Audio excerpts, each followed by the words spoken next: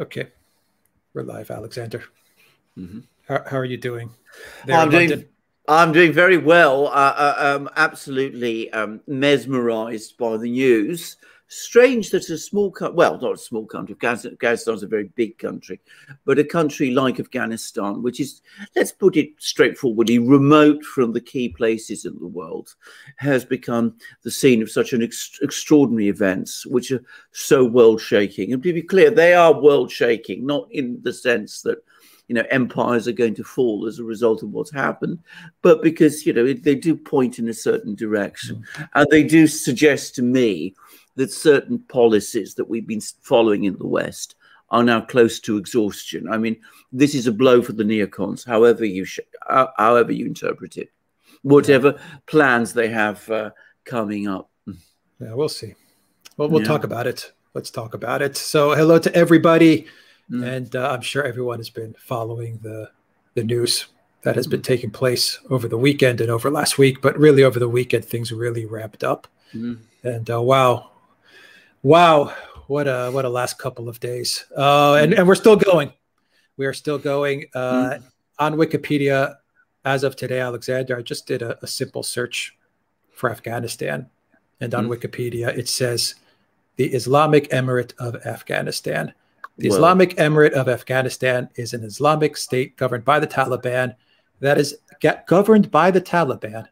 That is the de facto current government of Afghanistan since the 15th of August, 2021. That is from Wikipedia. That's Wikipedia. Updated. Welcome, everybody, wherever you are in the world. I saw some people are joining us from Dublin, from Australia, we have Ohio, Valley S in Ohio, also moderating is Valley S. How are you doing, Valley S?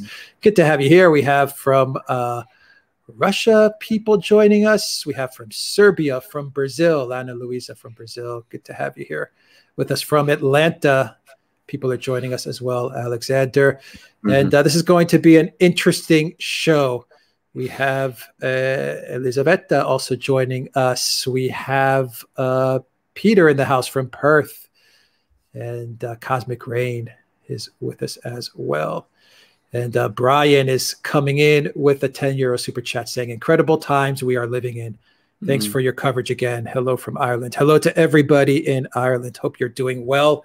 And let's just jump right into it and talk about Afghanistan, Alexander. I mean, where do you begin? President Trump, let's start with this. President Trump called on Biden to resign.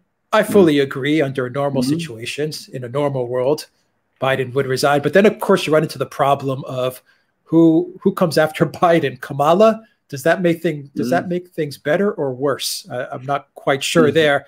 Nancy Pelosi came out with a statement where she said, Taliban, this was her tweet, Taliban, the world is watching you. And we hope that it's not over. And we hope that the Taliban treats Afghans, especially women and children, well. That was Nancy Pelosi's tweet. She also praised Biden's handling of the situation. And finally, Alexander, we also had a photo that was taken of Biden in Camp David. We shouldn't forget he's vacationing in Camp David, but he has everything under control, Alexander, because we were given this photo of Joe Biden sitting on this empty conference room table. The lights kind of dimmed out, but Biden was looking real serious, right? And he had this big video screen right in front of him. And all these intel sources were briefing him on what's going down in Kabul, right? Americans are stuck in Kabul. 20 trillion, 1 trillion, 20 years, and the United States can't spend $1 million or $2 million to send 5-10 airplanes to get those people out. No. The State Department said, we'll loan you plane tickets to get out. That's what the State Department said. Anyway, he's got this big screen in front of him, and they posted on Twitter, right? Don't worry, everybody. Biden's in control. No. Calm down, everybody. Biden has the situation under control in Camp David, right? But little did they know, or maybe they forgot to check, that as they were trying to gaslight everybody, on those video screens, Alexander, the president of the United States appears to have outed CIA spies and a CIA office in Doha. It was on the video screen. The pictures of those people, the faces of those people. Richard Grenell commented on that. The National Review commented on that. All kinds of people on Twitter said, what are you doing? You're putting the faces and the pictures of these people and underneath it, you're saying CIA and Doha offices. Anyway, it looks like the whole situation is completely out of freaking control. Maybe that's how they wanted it to be, out of control. And finally, we also should never forget that Trump had the May 1st deadline. Yeah. He negotiated it. It was a face-saving deadline. It wasn't a victory. No. It wasn't what the U.S. would have wanted, say, but it was face-saving. The Taliban promised an intra-Afghan negotiation to find a transition government. That's what the Taliban promised. They also said they would provide security guarantees. The U.S. was going to be able to remove their equipment May 1st. That was the deal. But of course, Biden, the Democrats, the DNC, the Republican rhinos, they couldn't let Trump get a win. They had to break that May 1st deadline, and they made it September 11th. Another fantastic PR move by the brain-dead Biden White House Communications Department. Anyway, that's kind of a roundup what's going on. Oh, I also saw the UK, your neck of the woods. I also saw the UK defense minister crying on LBC radio today, which was very distressing to watch. It was the Minister of Defense, right? No, absolutely. Ben Wallace, absolutely. Very distressing to watch the Minister of Defense crying on television. Give me a freaking break. I mean, they talk about in Britain about Ben Wallace having a breakdown, and that's really what it looked like. It was an abject performance. Can I just begin with the politics of this in the United States? Because we ought to start there, actually. If these kind of scenes that are happening now in Afghanistan had happened whilst Donald Trump was president, be under no doubt about it, articles of impeachment would have been filed the following day, and that impeachment would have carried. One could say that without any hesitation, and the media coverage in the United States would not have been as it is now. It would have been exponential and ferocious.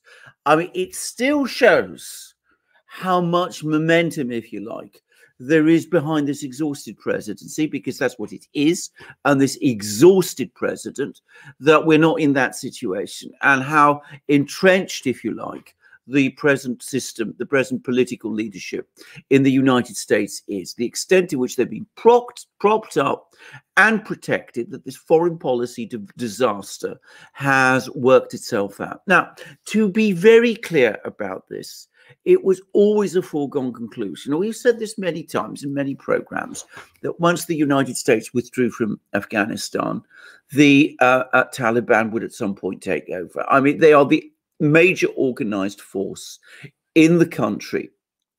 The 1st May deadline that Trump negotiated was, as you say, part of a bigger package of agreements. When the new administration came into office, they cancelled that deadline. They broke the agreement. So at that point, and this is a matter of public record, the Taliban said, well, since you are breaking the 1st May deadline agreement, we are no longer bound by the terms of that agreement. They moved the goalposts. They broke the agreement in Washington. And then they decided, well, what we've done is we've broken the agreement, and we must assume that the other side will continue to do that which we want. Well, it was never going to be that way. And of course, if you're going to make a withdrawal agreement like this, it is absolutely your obligation to ensure that it's done in an orderly way. And the way you do that is, obviously, you say that there has to be a transitional government. If the president of Afghanistan, Mr. Ghani, resists, as he was trying to cling on, and apparently, according to the Russian embassy, he's now fled Kabul in a convoy of 4 cars laden with money. I mean, piled up with cash. I'm not saying that. The Russian embassy says, if somebody like that refuses to step aside, you make him step aside. You come out and say, look, we're not prepared to bankroll or support the system anymore. You have to go And we are going to set up with the Taliban whatever arrangements we can in the meantime, because we can't allow this kind of situation to continue. But nothing like that was done. There was this ludicrous, farcical belief, which I have to say, even I, to some extent, was swept along with. I mean, that the army was going to hold out for a few weeks or a few months. I thought it would continue until about the end of August. And I didn't expect the whole military to collapse like a souffle as it has. But, the United States government, one must assume, has intelligence people in the country. It ought to be better informed about what is going on. And even if it wasn't, it's your job to prepare for contingencies. And of course, they didn't do that. They didn't prepare for any kind of contingencies. They didn't think about the safety or security of the embassy. They didn't think about the safety or security of the other embassies in Kabul. It's the Russians now who are doing all the work at the moment. They are talking to the Taliban as we speak. The Russian ambassador has met with the Taliban in Kabul to try to organize protection from the embassies. The United States has done nothing with respect to that. And also, it was the obligation of the United States to get all of the people who might be compromised and at risk out of the country. The Americans who are in Afghanistan, and there are many of them, and they're scattered all over the country. They're not all in Kabul. Also, many of the people, like interpreters, things of that kind, so that you have a careful, properly organized evacuation. Well, you had nothing like that. Nothing like that was done. You had Blinken talking a few days ago, just, is it 2 days ago, that there wouldn't be a Saigon moment? Well, we have that in spades. Saigon was an orderly evacuation by comparison with this. And of course, on top of what Blinken was saying, we've had press conferences, if we can call it that, from the president himself, which are startling in their unreality and mumbling incoherence. And lastly, as you absolutely rightly say, we've had this disastrous photo showing the president himself hiding away in Camp David in an empty room, lots of empty chairs around him, looking intently at a screen, or so we were led to think, giving away the identities of all sorts of important people on that screen. I'm sure the Russians and the Chinese are taking careful notes. And I mean, it gives a terrible impression. I mean, it's an awful, awful scene in every conceivable way. Now, if you remember, shortly after that disastrous meeting between Blinken and the Chinese in Anchorage, we said that this was the worst foreign policy administration either of us could ever remember. And I remember you saying in that program that we did following the Anchorage summit that that's about as good as it gets. It's going to go on getting worse. Well, we are now, what, 7 months in? And we've already had a debacle, the like of which, as I said, we've never seen. I mean, even Vietnam, the Thieu government held on for a while. I mean, this complete collapse is astonishing. Now, I don't believe it was planned. I don't believe that this is what was intended. But my goodness, if it was planned, if the neocons and people like this are out to play themselves as fools, then all I can say is they are fools, because the effect on the international reputation of the United States, across the Middle East especially, but around the world, is dire. You only have to see what the Russian media and what the Chinese media is saying at the moment. I mean, they are absolutely reveling in all of this, especially the Chinese, I have to say. And in the meantime, seeing our own British Defence Secretary, Ben Wallace, having a breakdown on television, I mean, that is appalling. And of course, this is the same Ben Wallace who was coming up with all sorts of utopian fantasies and dreams of getting Britain and an expeditionary force from Germany and France, led by Britain, to Kabul to take over from the Americans.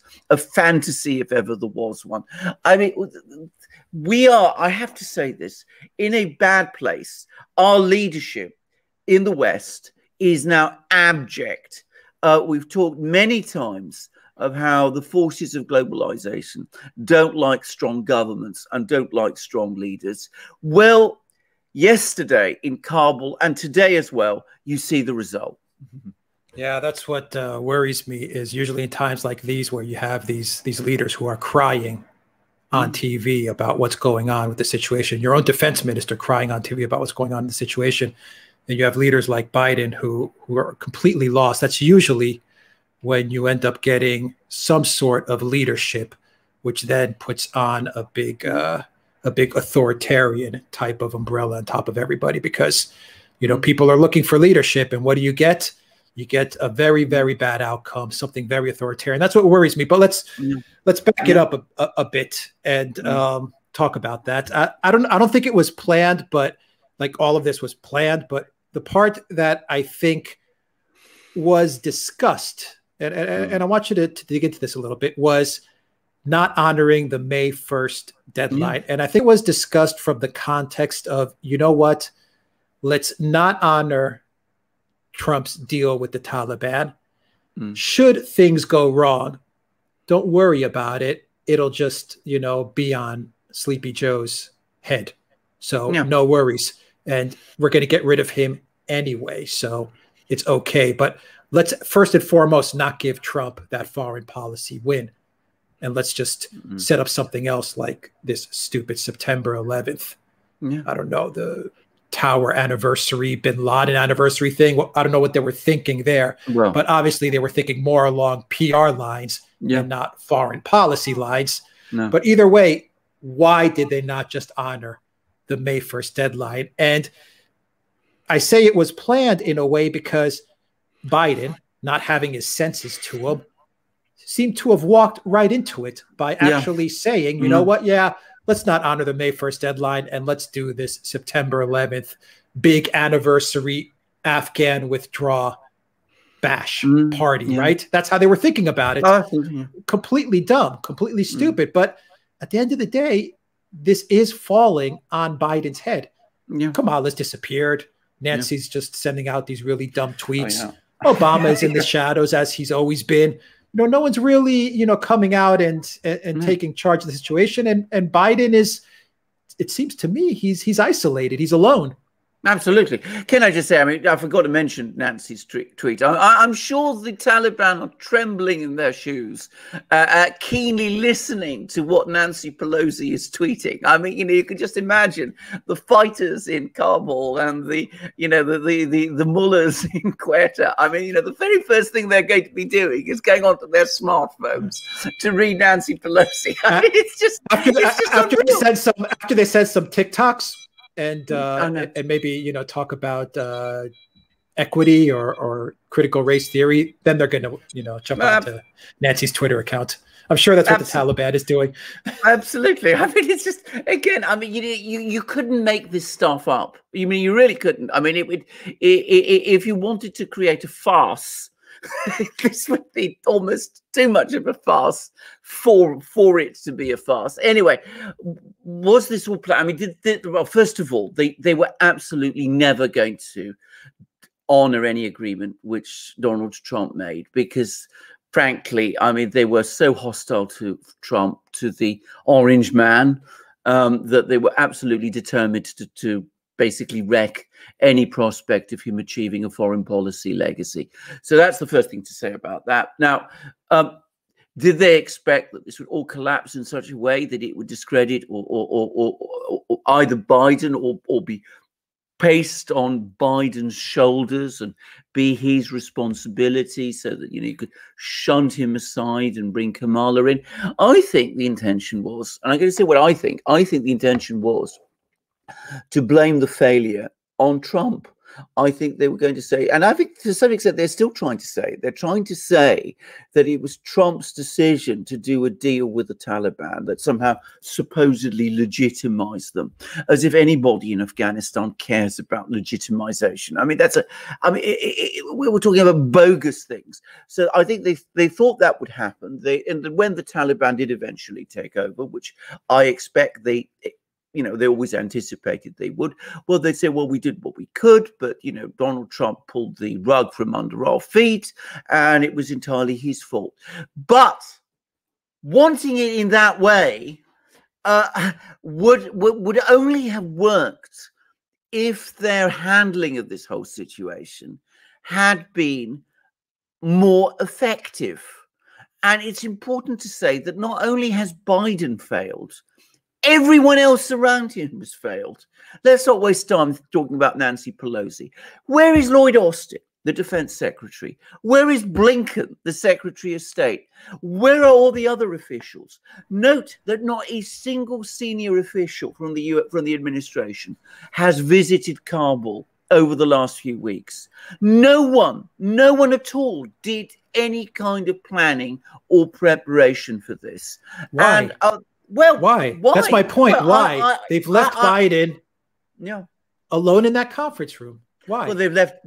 Well, you know what they say: that defeat, a victory, defeat is an orphan, where victory has many fathers. So obviously they're trying to put all the blame on him.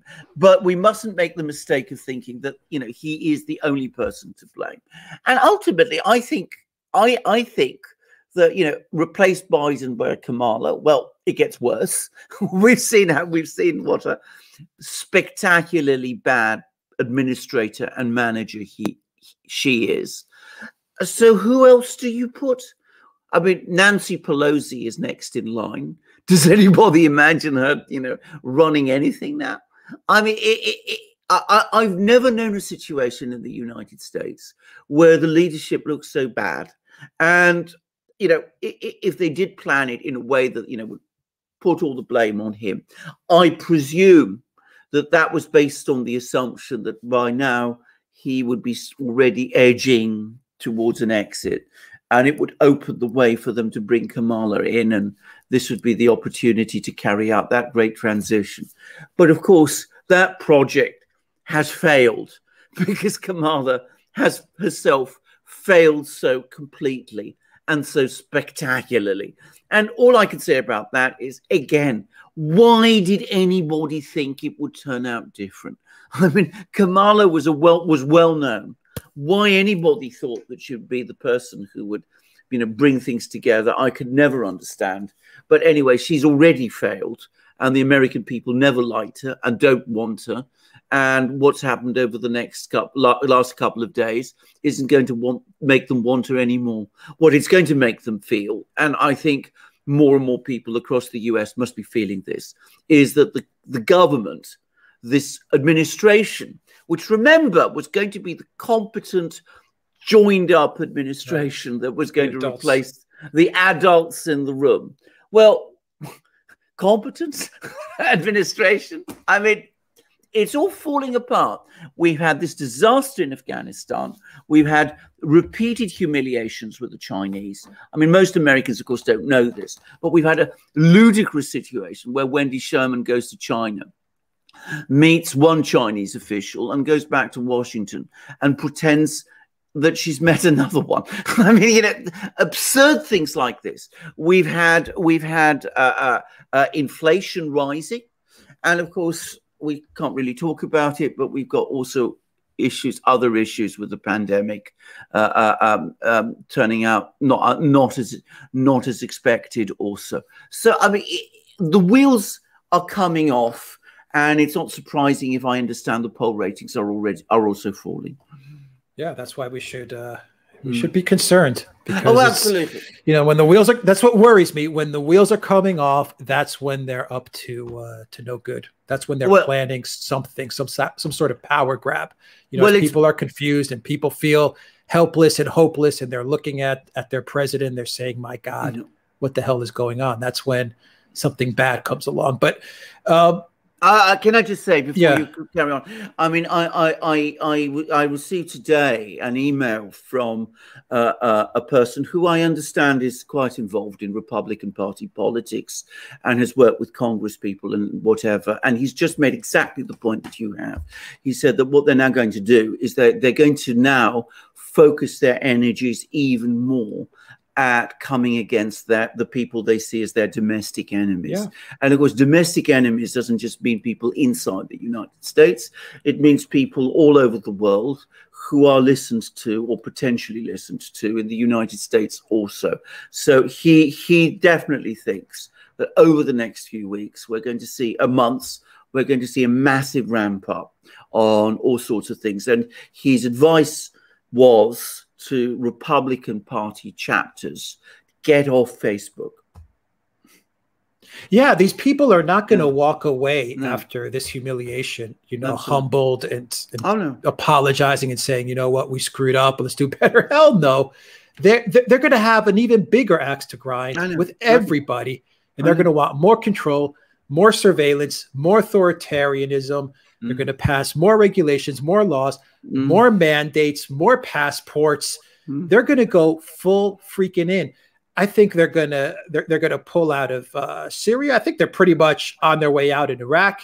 They're abandoning Ukraine. A lot of people are not reporting this, but I'm reading stuff that's going on, and I've got the sense. You've done many shows on this. We've talked about this in the past on many live streams.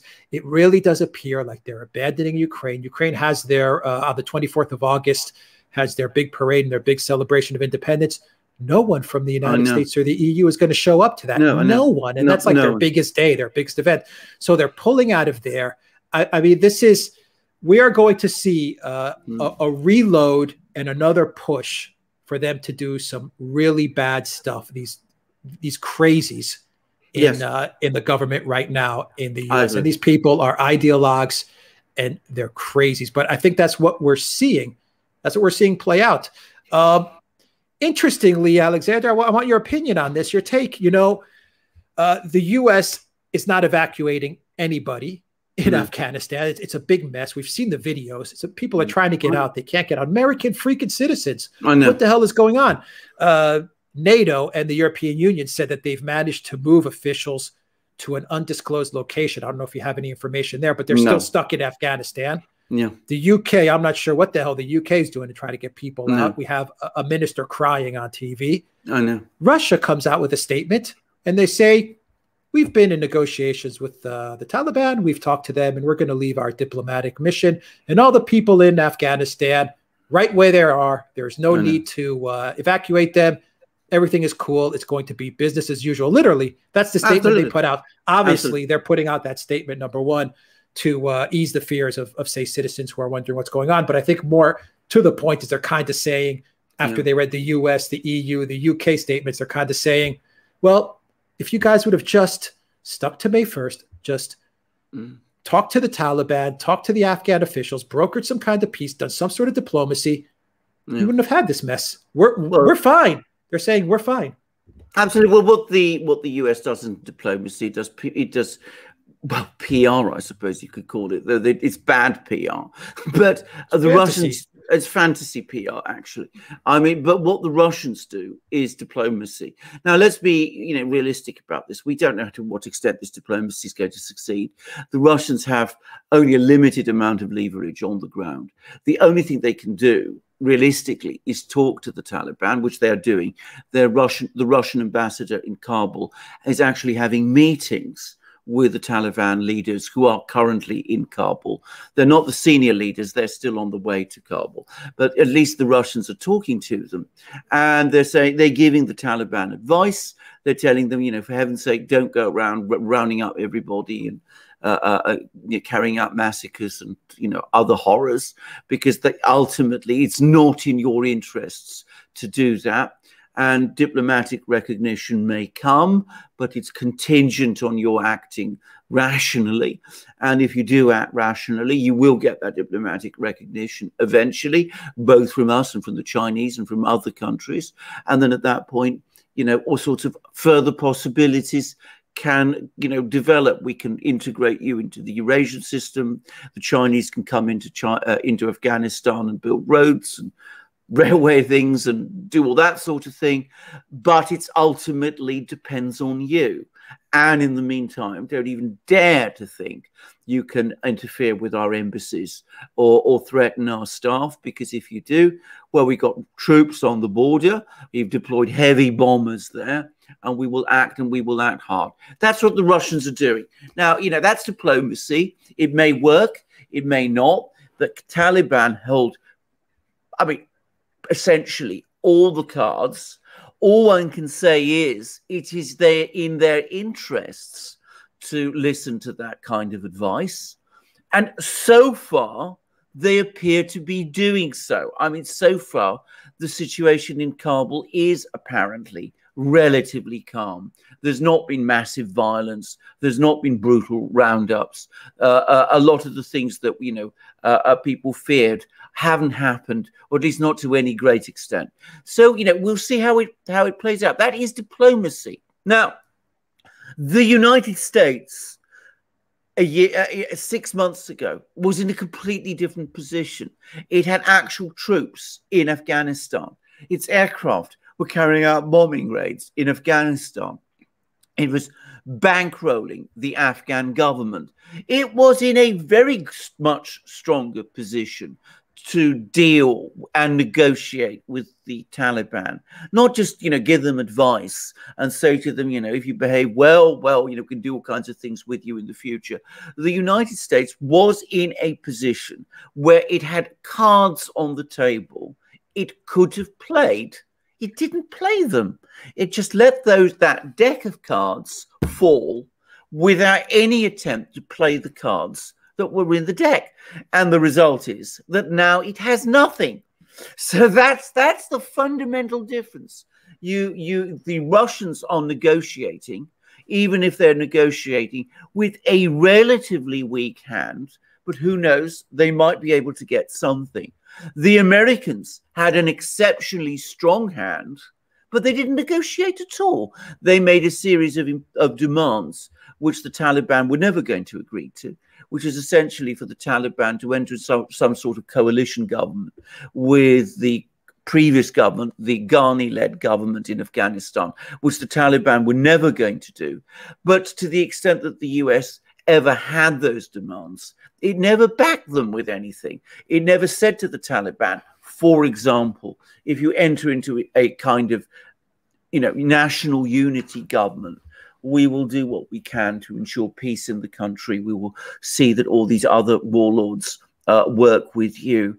Our intention is, you know, a good one, or, you know, we can come to some kind of arrangement with each other. Nor were they prepared to put any kind of pressure on people like Ghani, who sabotaged the negotiations for as long as he could, so that he could load as much money as he possibly could onto his cars when he drove off to Tajikistan, which is apparently what he's done. So that gives you some idea of what happens when you don't play the diplomatic hand that you actually have. The US doesn't do diplomacy. It's lost that skill. Once upon a time, it had it, but it's long gone. And the neocons, of course, are not interested in diplomacy at all. They always think that they can come up with some kind of ideological position, and everybody else has to fall into line. Yeah. Here's a tweet from Raul Pinto. Was this insurrection in Afghanistan staged? Any thoughts?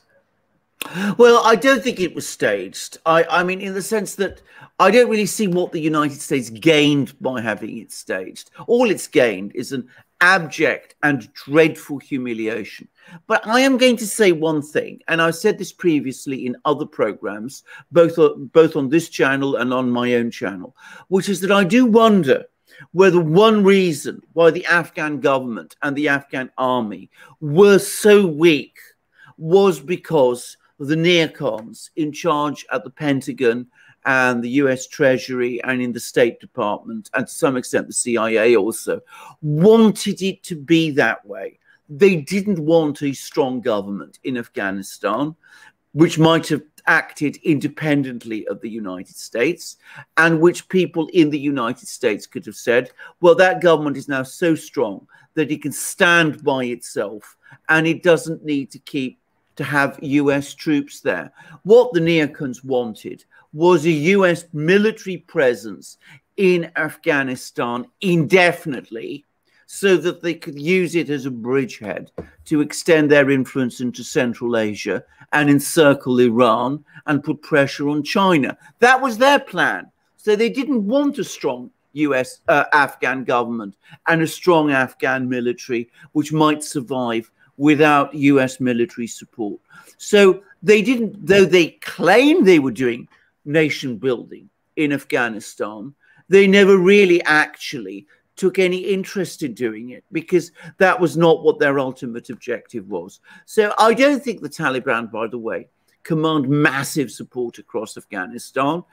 People put different figures on the numbers of Taliban fighters. Some say 70, 80,000. Some say 30,000. Well, Afghanistan has a population in the tens of millions. That doesn't suggest a vast movement of people.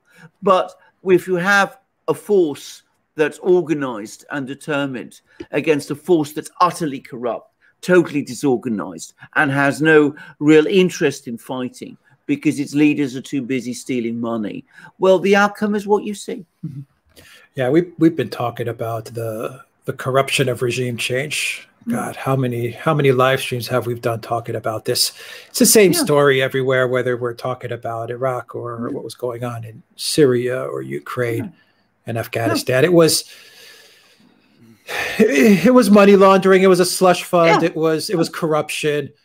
It was all of these things. Yeah, I mean, all this money was pouring into the country, and it was just, leaving out of the exit door. That's it.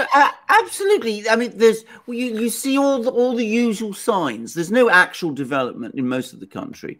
There's been a construction boom in Kabul itself, because that's where some of this money then gets recycled as it prepares to go out. So you bring the money in, it goes to contractors. Those contractors make payoffs. They build buildings. And then the money that comes from all of that goes straight into accounts in the Turks and Caicos, or, the British Virgin Islands, or whatever. They over budget everything. They over budget everything, and you get the NGOs, the Western NGOs, which have money to build, educational institutions. We have to be careful what we say. YT really disliked a video of mine where I touched on some of these things. Anyway, you get those sort of projects, which aren't real projects at all. But if you're talking about real development, building railways, building roads, building factories, helping people set up businesses, there's never been any interest in that. That's not what this is about at the end of the day. The money goes in, and it goes straight out into people's bank accounts all around the world.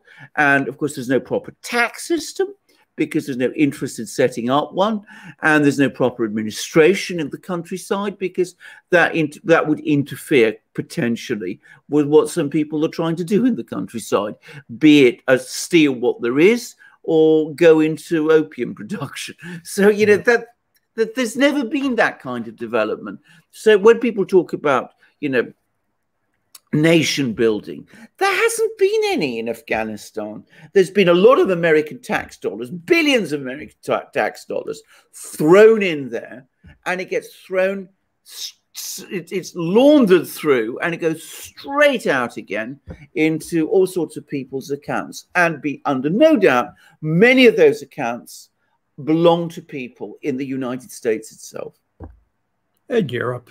And Europe, unquestionably, perhaps to a certain extent, even more than in the United States. Yeah, absolutely. And we haven't even touched upon. Yeah, you mentioned the heroin, the drugs, the opiates, the fentanyl, all that stuff in Afghanistan that then gets flown to Kosovo, and then from Kosovo it gets flown to Arkansas. And we all know who was in charge of Arkansas at a certain time. Anyway, maybe that's for another video, but maybe that's for another live stream. Maybe a live stream on locals, because we probably couldn't get into that here on YouTube. But all right, Alex, let's take a look at some more super chats here. Owing to the chaos in Afghanistan, do we get to see another flood of refugees in Europe? Yeah. I was wondering that myself. Absolutely. Because they said no refugees. They're all saying no refugees, which kind of means a lot of refugees. They're on the way. I mean, of course they are. Of course there will be. I mean, that's baked in the cake, and they will go to Europe. And if you want to talk about a plan, that is part of the plan, I think. No, there will be many more refugees heading west. Not perhaps to the United States, but certainly to Europe. And we will see who takes over, whether whoever takes over from Merkel in Germany in September. You know, how quick they will be to open the door, because I'm absolutely sure that's coming. Yeah, that's on the way. Everybody get ready. Adam McLean says FR resistance killed 10 to 15,000 collaborators after World War II. Super chat. Well, who knows? I mean, you know, I not impossible we will see something like that in Kabul. As I said, the Taliban are being advised not to, but you know, quite possibly they will go that way. They're not gentle people. Let's put it like that. If I was in Afghanistan, I was working with a US or UK contractor or something like that, I would have gotten the hell out the minute I saw the airport when the US abandoned the airport overnight. That would have been my first sign. Remember when that happened like 2 weeks ago, 3 weeks ago? Yeah, the airbase. Absolutely. Yeah, the airbase. They just split in the middle of the night. No warning, nothing. Absolutely. The United States leaves like a thief in the night. I mean, what a disgrace. When the Soviet military pulled out of Afghanistan in 1989, they had parades in Kabul. There were speeches there from the generals and the troops. The president of the country at that time, Mohammed Najibullah, addressed them. There were big rallies, and you can see all the films to this day. You know, the Soviet troops coming and marching across in their APCs across the bridge into the Soviet Union, and that was the Soviet Union. The United States, the mighty United States, the leader of the free world, it leaves like a thief in the night. And I completely agree. If I'd been anybody who was involved in any way with the United States at that time, or Britain or Germany or whomever, I would have been bolting for the exit at that moment. Yeah. Oh, thank you, Pamina Benson, with sponsoring the show with DKK 1000. Oh, wow. Thank you very much, Danish Kroners. Thank you both for doing an awesome job. We wish there were some more people like you in all the governments. Thank you very much. Thank you very much. Awesome, very generous super chat. Thank you very much. Really appreciate the message as well. Thank you so much. And let's get to a super sticker from Gabriella. 1999. You're amazing. Thank you, Gabriella. And the English loyalist says, this is a good one. Your favorite person in the world, Jen Psaki, is out for the week, and Biden will address this in a few days. Just shows the incompetence of his administration. Yeah, they don't want anyone talking about this because they don't know what the hell's going on, and they don't want any more surprises, so to speak. They have no idea what to do or what to say. Absolutely. I mean, they are at a loss. I mean, you know, it's at this moment in time they can't come up with an answer. Well, you can guess what that answer is going to be. It's going to be the fault of an orange-haired man. That's who they're going to blame. That's their default position now. They can't quite bring themselves to blame the Russians at the moment, though that may come too. But always, it's going to be, you know, blame someone else. That's always what they're going to do. That's why Trump came out with a statement so quickly. I think it was also, I mean, he was speaking the truth. Yeah. Once again, in an ideal world, that's what would have happened. In the business world, that's what definitely would have happened to someone like Biden. But it was a PR move as well. He's, you know, just trying to get ahead of it, because I think they all understand that they're going to try to pin this on Orange Man. So they came out with that statement. Yeah. Neil O'Keefe says, do you think the Taliban's primary targets, the US and UK, will face new terror attacks? They opened up prisons, the Taliban as well. Prisons full of, from what I understand, IS and Al-Qaeda fighters and terrorist jihadists. So all those people are out now in the wild as well. They're out in the open. I think it is a high probability, because you're absolutely right. They have opened up the prisons. I mean, so we'll see what happens. Whether there will be, you know, lots of Taliban or rather, you know, Islamic fighters all over the place now being, but you know, there is something else to remember about this.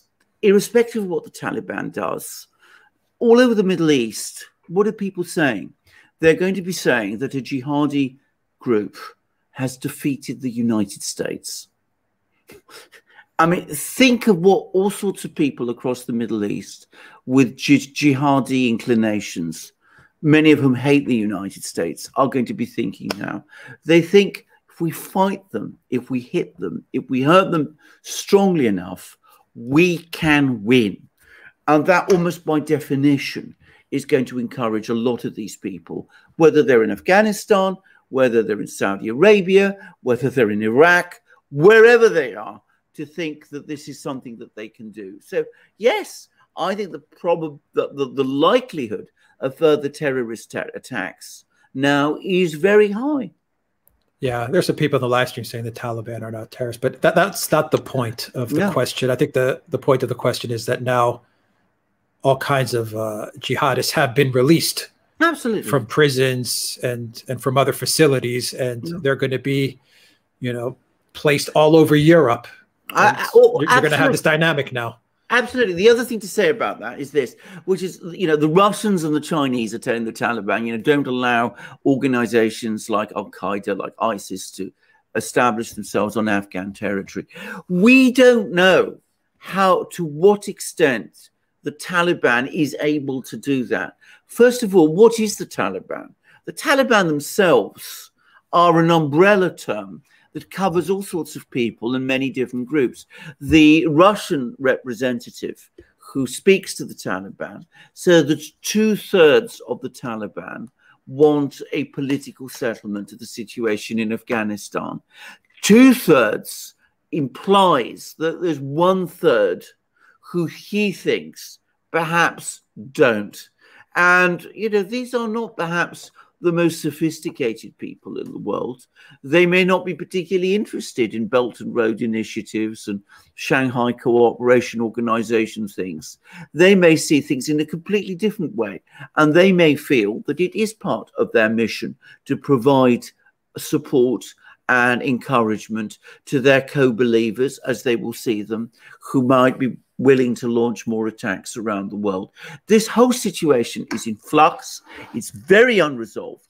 We can't be certain that anything is going to turn out well, but what we can say for sure is that everybody across the Middle East, as I said, who is inclined to think is in jihadi terms, will say that the forces of jihad in Afghanistan defeated the Soviet Union. They've now defeated the United States, and they are unstoppable. So let us come back, reconstitute our caliphate, get on to do all the kinds of things we were planning to do in the United States and against the United States and in Europe.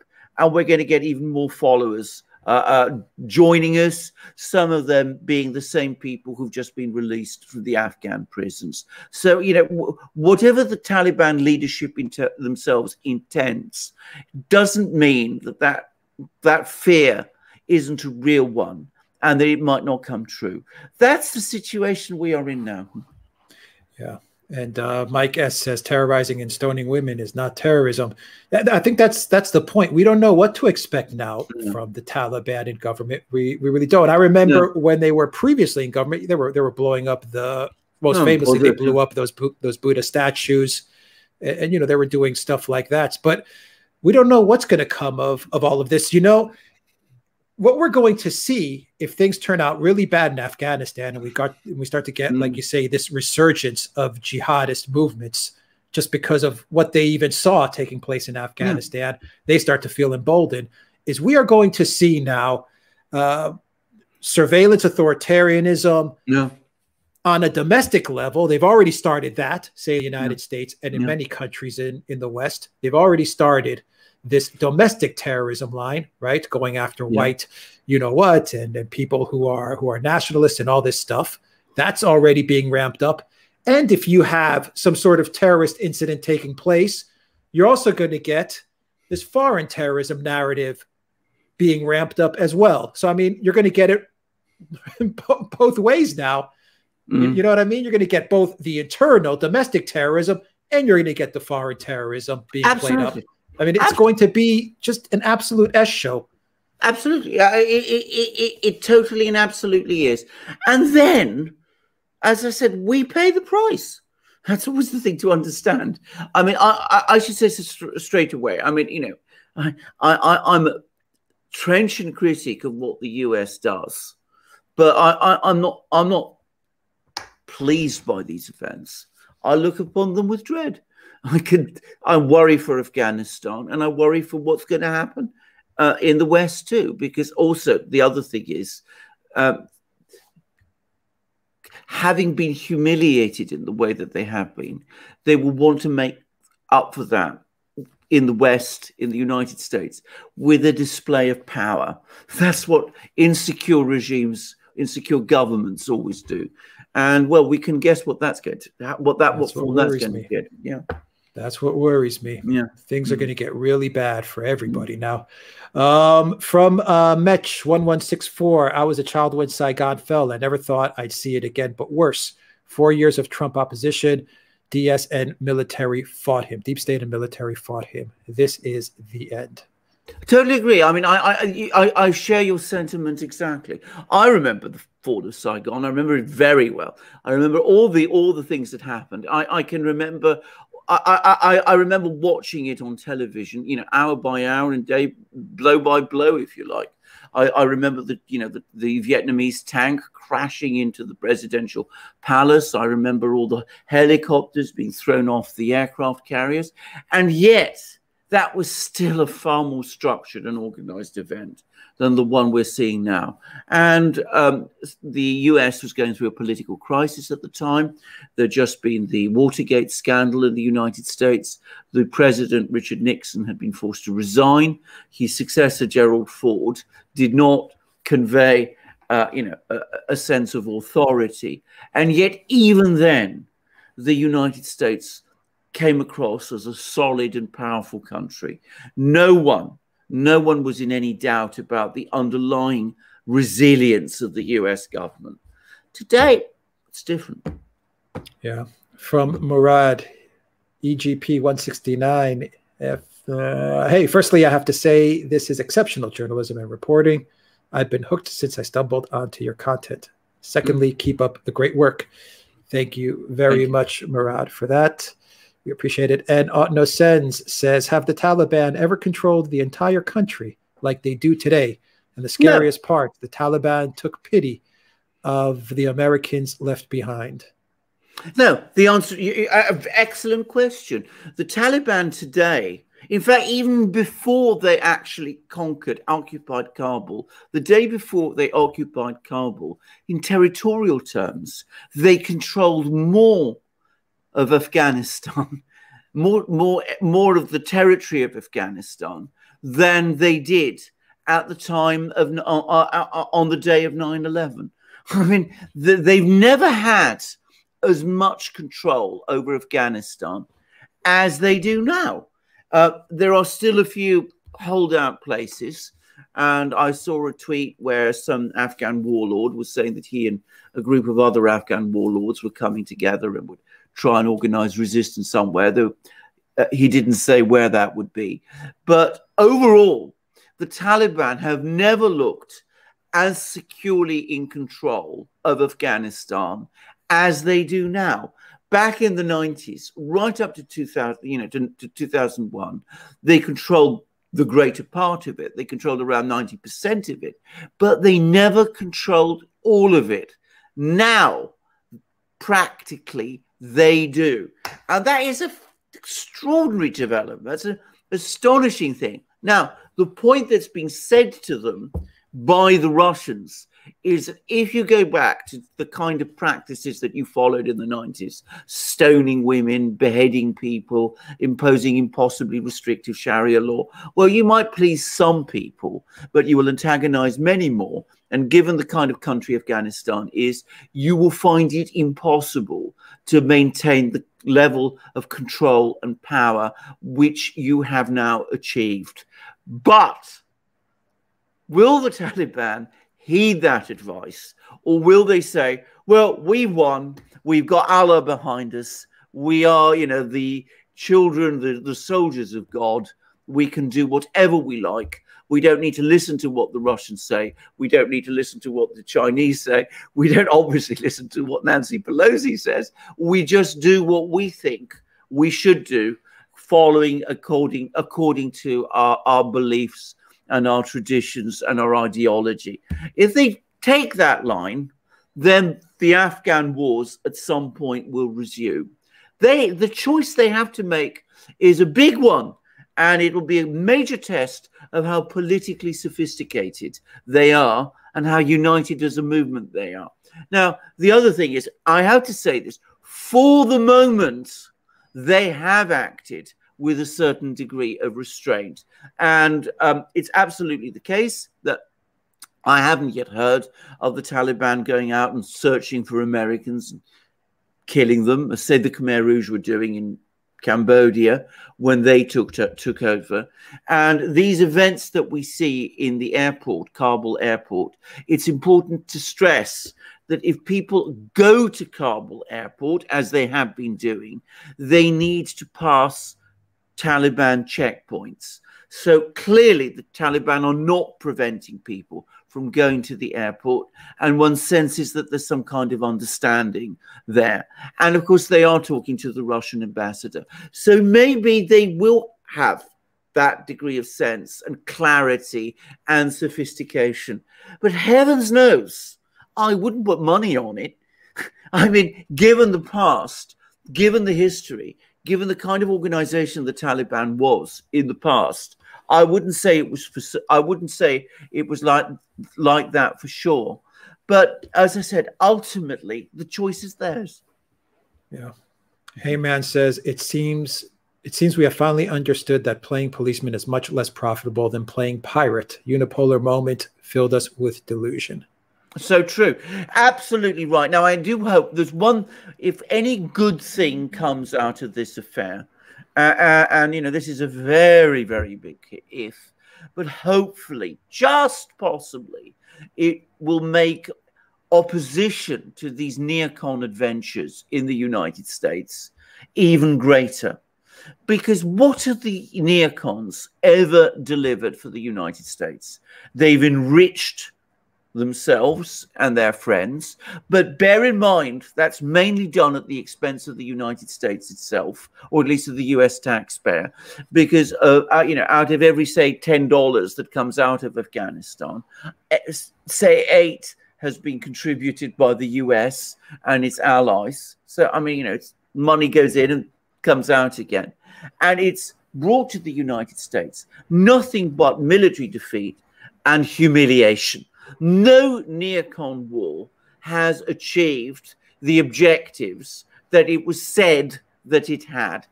It's never worked, but there's never been a humiliation as bad as this. Perhaps, hopefully, just possibly, resistance this time to the next adventure that the neocons are hatching, and be absolutely sure there is one, will be stronger next time. I say that more in hope than expectation, because the entire political class in the United States, and I'm sorry to say in Britain, and to a great extent also in France, is totally bought into this. I mean, probably because they share in the spoils. But just possibly, this time there might be a change. Otherwise, you're absolutely right. Not a ship policing the, you know, a naval Coast Guard ship policing the world, a pirate vessel instead, carrying out predatory raids on other nations. Is that the kind of country American people want the American Republic to become? I would have thought not.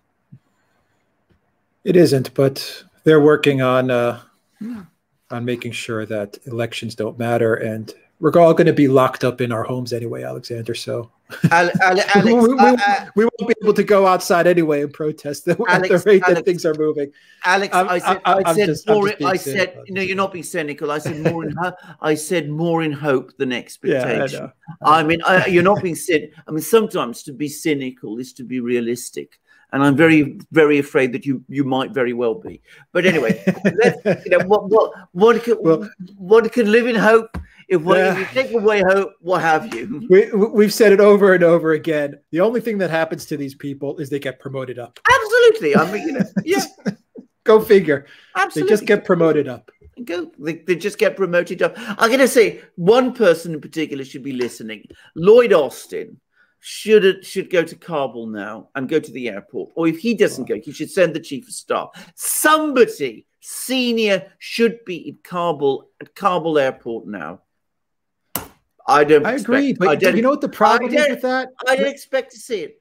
Yeah, exactly. The problem with that, to me, if I'm trying to get into the mind of the Biden White House, these ideologues that are so stuck on perception and fantasy and social media, for them, it's kind of like, but if we send someone, then maybe we're going to have to shoulder some of this blame. And right now, it's just all on Biden, and just let.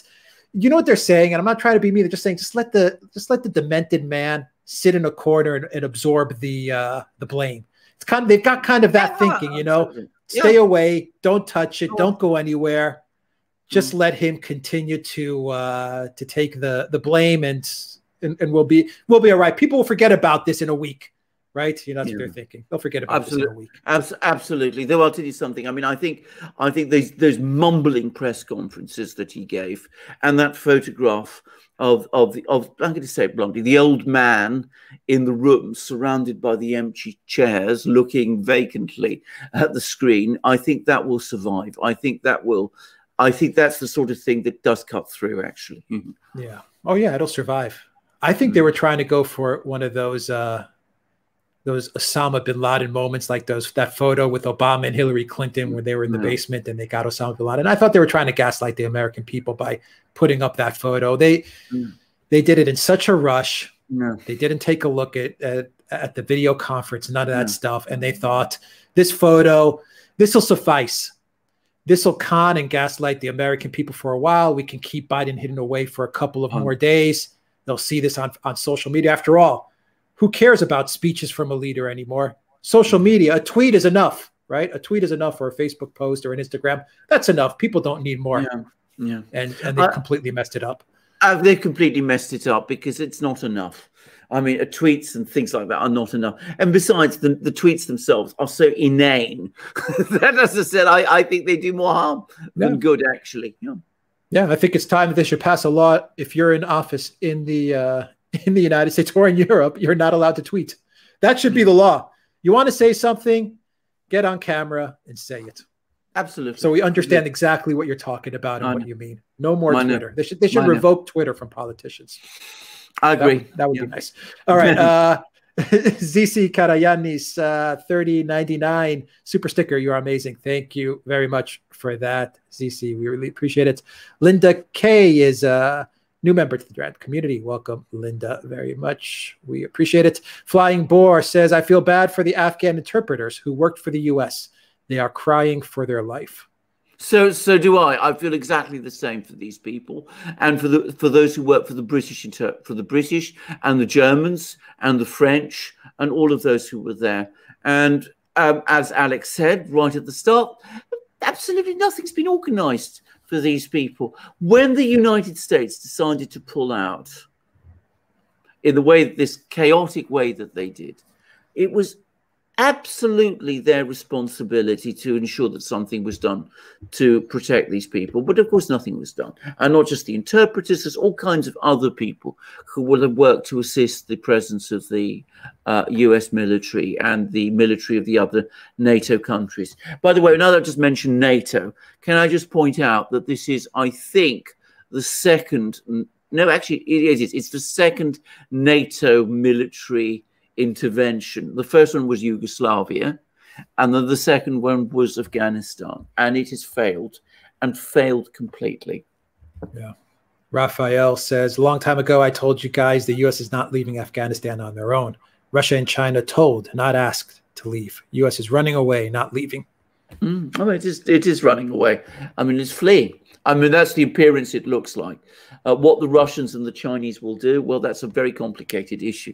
As I said, they've been giving statements over the course of today, and the Russian Foreign Ministry has said that they won't rush to recognize the new Islamic Emirate that's being established in Afghanistan. They're going to wait and see what it does before they decide what to do. And I think that's probably the same line the Chinese are going to follow. And the Chinese have also issued statements that they have no intention of going into Afghanistan and filling any vacuum, as people call it there. They know that it's not a sensible policy. They have no intention of making their troops targets for something that might go wrong. No, we're all in a wait and see situation. We're all in a wait and see situation. Yeah. From Brave New Perth, will the resurgence of Islamic extremism and political Islam destabilize Russia and China? Will there be efforts to balkanize Russia and China? Yeah, well, there always are. Those efforts to balkanize Russia and China have been ongoing for, ever since the Soviet Union collapsed, basically. I mean, so in that respect, nothing has changed. Now, will these two countries face more problems with Islamic terrorism? I think the answer is possibly. I think there's a real possibility, but the Russians seem to have the situation in the Caucasus fully under control. I think it's about a year ago that they confirmed that the last jihadi group still operating in the Caucasus had been tracked down and destroyed. So the Caucasus is completely at peace. One of the only war I know of, by the way, between shall we say, a European state and jihadi terrorists that has ended in the total defeat and annihilation of the jihadi terrorists. Now, the Chinese, for their part, are saying that they have the situation in their country completely under control also. But, of course, they too will have to be watching the situation with great care. I think the Russians and the Chinese will be able to control it, but they will be worried. They are taking steps to ensure their own protection. And both countries will be very worried about what happens in Central Asia now, in places like Tajikistan and Uzbekistan and the rest. Yeah. Leafy Bug says, something is going on here. It would be literally impossible for an insurgency to overwhelm the existing regime so quickly. If the rebels expected even token resistance from the army, their tactics would be different. They would have advanced more slowly. Absolutely. It seems pretty clear to me that the Taliban knew they would be able to walk straight into power, and this had been agreed upon in advance.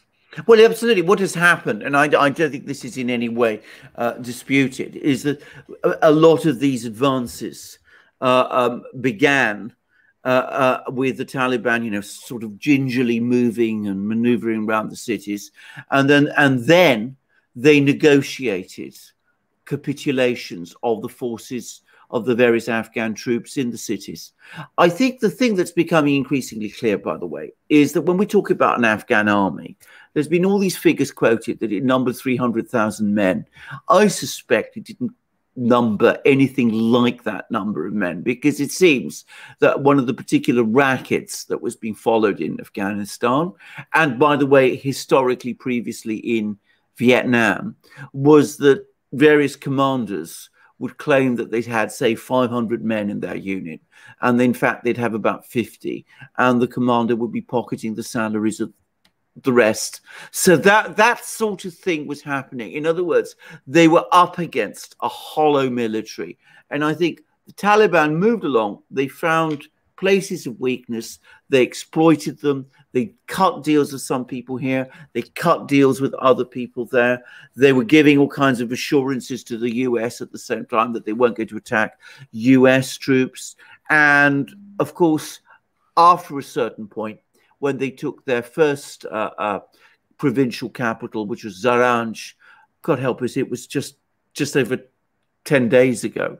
What then happened was that everything else began to fall like a row of dominoes. So I don't think there's been very much fighting at all, as it happens, over the last 2 weeks. I think the whole thing just imploded in the way that it did. Yeah. Kenneth sends us $5. Thank you very much, Kenneth. And Flying Boar says, Alexander the Great couldn't win in Afghanistan. The Mongols lost there. The British were there for 80 years. They lost more men there than combined both world wars. Yeah, absolutely. Yeah. And so why did the United States, knowing all of this, knowing all this previous history, decide to send its troops back to Afghanistan? Why did Tony Blair commit the British Army to go there? I get to say something. I mean, I knew all about this. I mean, you know, Afghanistan isn't called the graveyard of empires for nothing. The history is exactly as you say. And I can remember in 2001, in Britain, listening to Tony Blair talking at the Labour Party conference and telling them about, you know, how we were going to go into Afghanistan, liberate Afghanistan and bring peace and order and democracy and freedom to the country.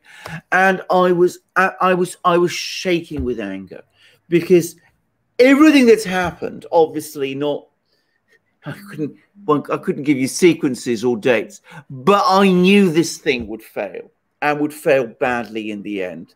Because all these expeditions, you know, going all the way back to Alexander and, you know, beyond, always do. It's a very difficult country. The people are very tough. They're very martial. They know how to use weapons. They fight. They don't like outsiders. And the country's geography is extremely mountainous, which makes it very, very difficult to occupy and control. So all of that should have been known back in 2001. So why did we go in at all and take this thing on in the way that we did? Well, I mean, Alex did it. And by the way, just to say again, when it came to Osama, which is the pretext of all of this, I can remember that there was a deal being worked out whereby he would have been handed over and been put on trial in front of an Islamic court or all kinds of things like that. So that could have been agreed. But as Alex said, it was neocon fantasies and you know, the lure of the green. That was what it was all about. But no one understood the mission in Afghanistan for the last, what, 19 years of the last 20 years. Absolutely. Okay, the first year they threw it on the Bin Laden thing. Okay, we get it. That was the excuse. But after 1 year of being in Afghanistan, the other 19 years, no one really knew what the mission was. No one bothered to explain it at all, and because there was no mission. No, there was no mission at all. There were no terms of victory. There was no goal there. No, they never defined victory in any term. They didn't want. They didn't care. They didn't care because, as Alex said, that wasn't what this whole thing was all about. At the end of the day, some of the neocons had their sort of chess game plans. You know, we put the troops in Afghanistan. We then establish our bases in Central Asia. We do all these intricate games that the neocons play. But that's only a few people. For most of them, it was exactly what Alex said. Always money. They're always pulling this crap. They're always pulling this crap. Exactly. Even in supposedly stable democratic European countries, they always pull this crap when they sell weapons, when they create these NGOs, when they have these institutions that pop up, when they have these George Soros-like figures that come to your country, when they have the Christine Lagardes and the IMFs. They're always pulling this same crap where they put this stuff in place and they make a ton of money. It's always the same thing, copy paste, whether it's war, whether it's peace, whatever they're doing. All these institutions, all these government groups and these politicians, they're coming in there and they're just making a crap load of money off of all of these grifts. That's all they're doing. That's all Afghanistan was. Absolutely. That is exactly right. And can I just say, some people have come out of this extremely well and very, very, very rich. I mean, I was just reading what the Russians have said about President Ghani, that he left with four cars stuffed with cash, and they said they tried to put part of the money into a helicopter, but it didn't fit. I mean, it didn't fit. And that's nothing. And that's nothing compared to what the neocons probably made off of this. Absolutely. I mean, that is nothing. What that guy made off with is probably peanuts compared to what some of these DC think tanks and these neocons and these politicians made off of this entire affair. Absolutely. That's why they let him get away with the cash. They don't care. Absolutely. They're probably sitting there laughing. They say, "Oh, let this guy leave with his peanuts. No, we've got our money sitting in the Caymans and offshore and God knows where, and they've got billions sitting there, billions." Exactly. Well, given the amount of money that's been thrown at Afghanistan, by the way, nobody can come up with a single figure, I've noticed. So I've heard figures ranging from about 200 billion, which is already astronomical, all the way up to 2.7 trillion. I mean, fast now. When you don't even get a proper account of the amount of money spent. Well, they don't have audits. They don't have accountants. They don't have people checking this stuff. They have audits and accountants, and they make absolutely sure that those audits and those accountants never come up with any real figures. When you mess up on your taxes by $1 or $2, they come after you. Absolutely.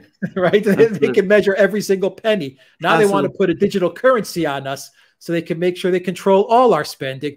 When it comes to stuff like, what they've spent in Afghanistan and all these other places, they have no idea. No. We don't know. We have no clue. $1 trillion, $2 trillion, $5 trillion. That's why if they say 1 trillion, they probably spent 3 trillion. Exactly. Well, that's what I think. I think the highest number that you can see, and then perhaps double it, and then you'll get about the right amount of money.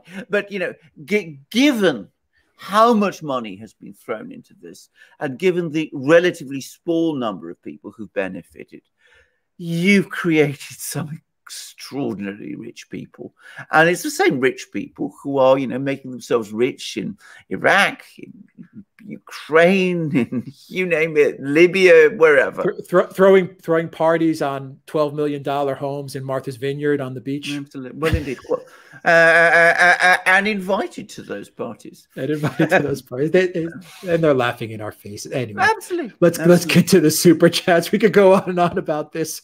It's sad and depressing and disgusting. From Dunkachino 199. What does Indian foreign policy look like now for Afghanistan? Not in good shape is the short answer. I mean, the Indians have always been opposed to the Taliban. They see this as a particular threat, and they have been completely sidelined in this affair. They have no real influence on it at all.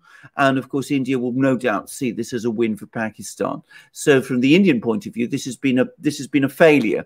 What they can retrieve, whether they can retrieve anything, we'll just have to wait and see. I understand that the Russians did want India involved in the negotiations, but Pakistan and China said no. Speaking about Pakistan, we have a tweet from David who says, this has been in the making for a very long time. It was never about Afghanistan. It was about Pakistan. Yeah, absolutely. And Pakistan is an incredibly important country. I don't know to what extent it was about Pakistan, but Pakistan is, of course, in a sense, a much more important country than Afghanistan is. And Pakistan is a crucial ally of China. It's heavily involved in the Belt and Road Initiative. It's an adversary to India. And it's a country that is becoming increasingly alienated over the last 30 years from the United States, with which it used to be a very, very strong ally. So we'll see. And I know that there are some people who hope, and that's a terrible thing to say, but who do hope that the destabilization of Afghanistan, as they see it, the increase in Islamist violence there will spill over into Pakistan itself and could destabilize the situation there. Bear in mind that Pakistan is a nuclear power, so destabilizing Pakistan should fill us all with dread. But, people do these strange things. And David has a follow-up super chat here, which says Taliban military leadership has likely come from Pakistan once again, hence the clarity of strategy. I think a lot of people believe that, and I strongly suspect that is true. Actually, that the famous Pakistani intelligence organization, the ISI, which has always, to some extent, backed and sponsored the Taliban, are probably not just partly, but possibly quite heavily involved in organizing and orchestrating its offensives and giving the Taliban plans and assisting them to sort out, how to launch their attacks. And there's even been stories, which I can't obviously confirm, that Pakistani officers and military personnel are actually there on the ground helping the Taliban. If that's going on, well, it wouldn't surprise me at all. I think that's quite plausible. Yeah, and Stephen Garrod says, amazing how powerful America seemed going into Afghanistan and how weak they are now. Feels like we are watching an empire in free fall.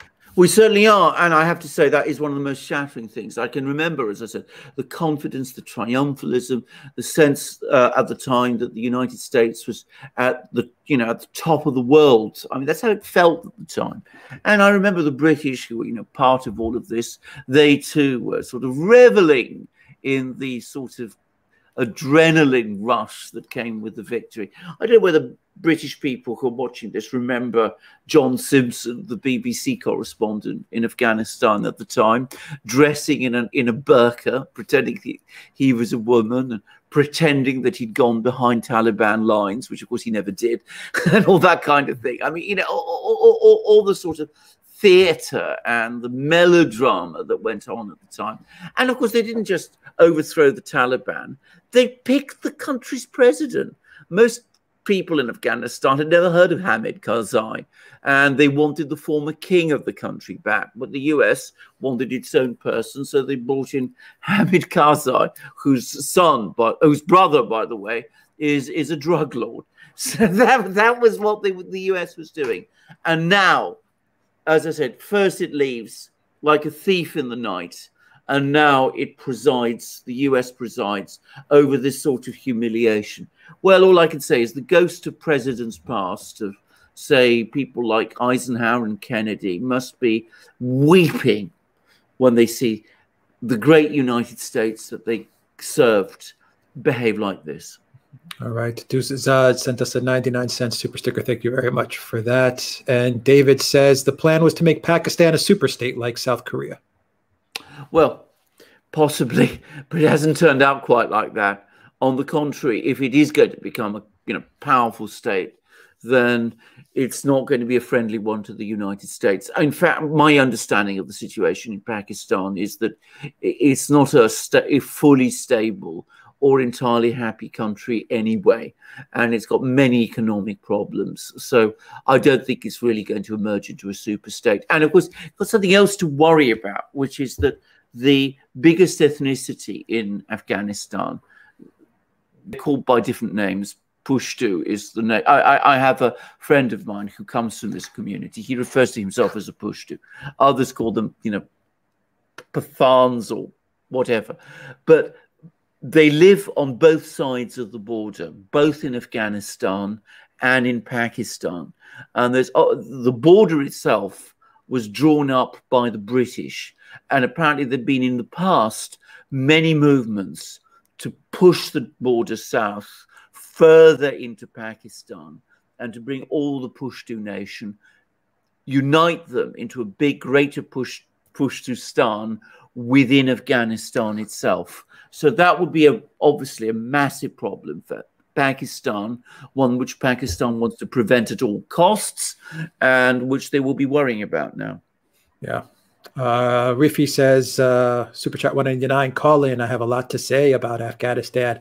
We will get to the call-ins as the summer winds down, Rifi. So, and the Afghanistan story will, I've got a feeling it'll last. So we'll have a lot to discuss. We are at the beginning. We're not at the end. At the beginning. Yeah, absolutely. Irish Partisan says Afghans who worked for Radio Free Europe and other Western media are crying on Twitter, pleading for their lives. Sad. It is. It's desperately sad. I mean, this is the other thing. I mean, this is what the neocons do. They get people, they engage in these adventures.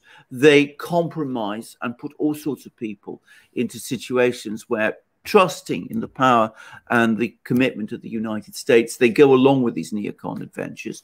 And then, of course, the neocons, having egged everybody into these wars, they can always walk away. Max Boot isn't going to lose his position as a scribbler on the Washington Post. He's going to continue. Exactly. He doesn't lose anything by this. But all those people that he fooled, or, you know, indirectly, not perhaps directly, but indirectly, in places like Afghanistan, well, they're in real danger now. Not just real danger, they're in extreme peril. And that's what the neocons always end up doing. They wreck other people's lives, even as they float upwards. Yeah. Max Boot will become editor of the Washington Post. Bezos will give him a promotion. Absolutely. So something along those lines. Yeah, yeah. Victoria Nuland back in the State Department. John Bolton. Well, yeah. We don't need to get into details about Bolton. They can always walk away. The people that they, as I said, whose lives they meddle and interfere and turn upside down, can't in many cases. But that never seems to worry them.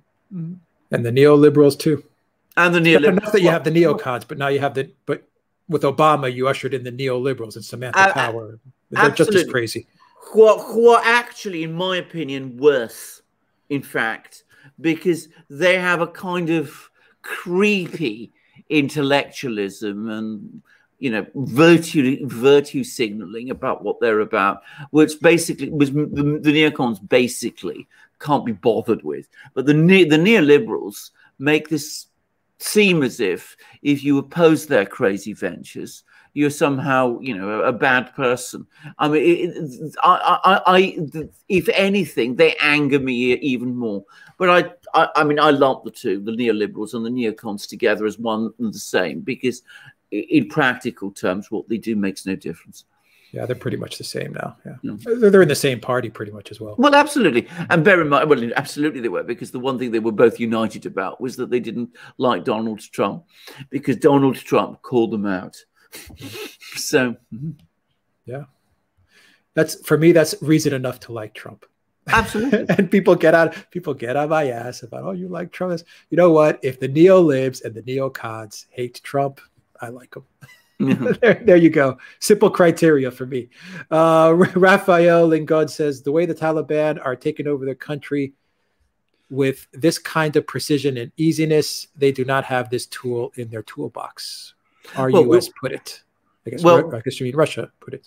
Yeah, well, I don't think it was the Russians, actually. I mean, I don't see why the Russians. I'm not sure what Raphael means. If you can put in the live stream. Yeah. Raphael, what you mean by our U.S. put it. Our US put it was most. First of all, I mean, let's be a bit careful, because the Taliban have been fighting a very long time. I mean, the movement was set up in the mid-1990s, so you know they probably got quite a lot of experience by now of how to wage wars. So we mustn't assume that they're completely just a ragged militia. They might be more organized than we realize. But there's been massive amount of speculation that they've had a great deal of external advice from especially the ISI of Pakistan. I don't know that for a fact, and I don't want to speculate beyond my knowledge, but quite possibly they have had a lot of help in this. Yeah. Where are we? From Brandon, people are saying Turkey has control of the airport. What incentive do they have to be there besides NATO obligations? What if they just left too? Well, Turkey. Have you heard that? Well, Turkey, Erdogan was talking about the fact that he was going to keep control of the airport even after the US left. And there were 500 Turkish troops at the airport, all in positions of extreme danger, with the Taliban saying that if they stayed there, they would be treated as occupiers and would become a target. So if Erdogan is indeed going to keep them there, he's setting himself for a disaster. But at the moment, those 500 Turkish troops, assuming that they are still there, are heavily outnumbered by the 6,000 US troops that are at the airport now. The US has control of the airport, Turkey doesn't. And if the Turks have any wisdom about them, they should leave with when the Americans do.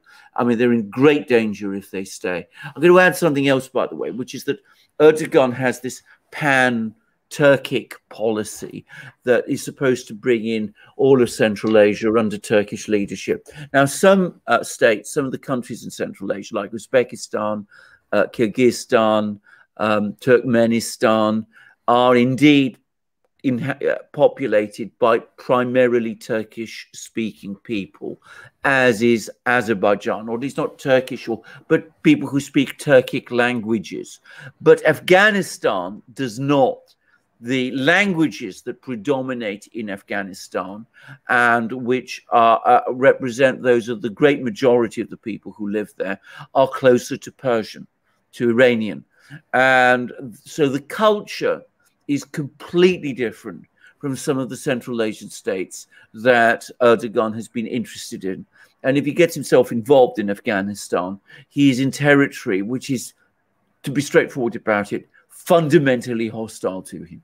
Yeah. Semsoto says there's no other YT channel with more profound geopolitical analysis than the two Duran Alexes. One. Thank you. Thank you very much.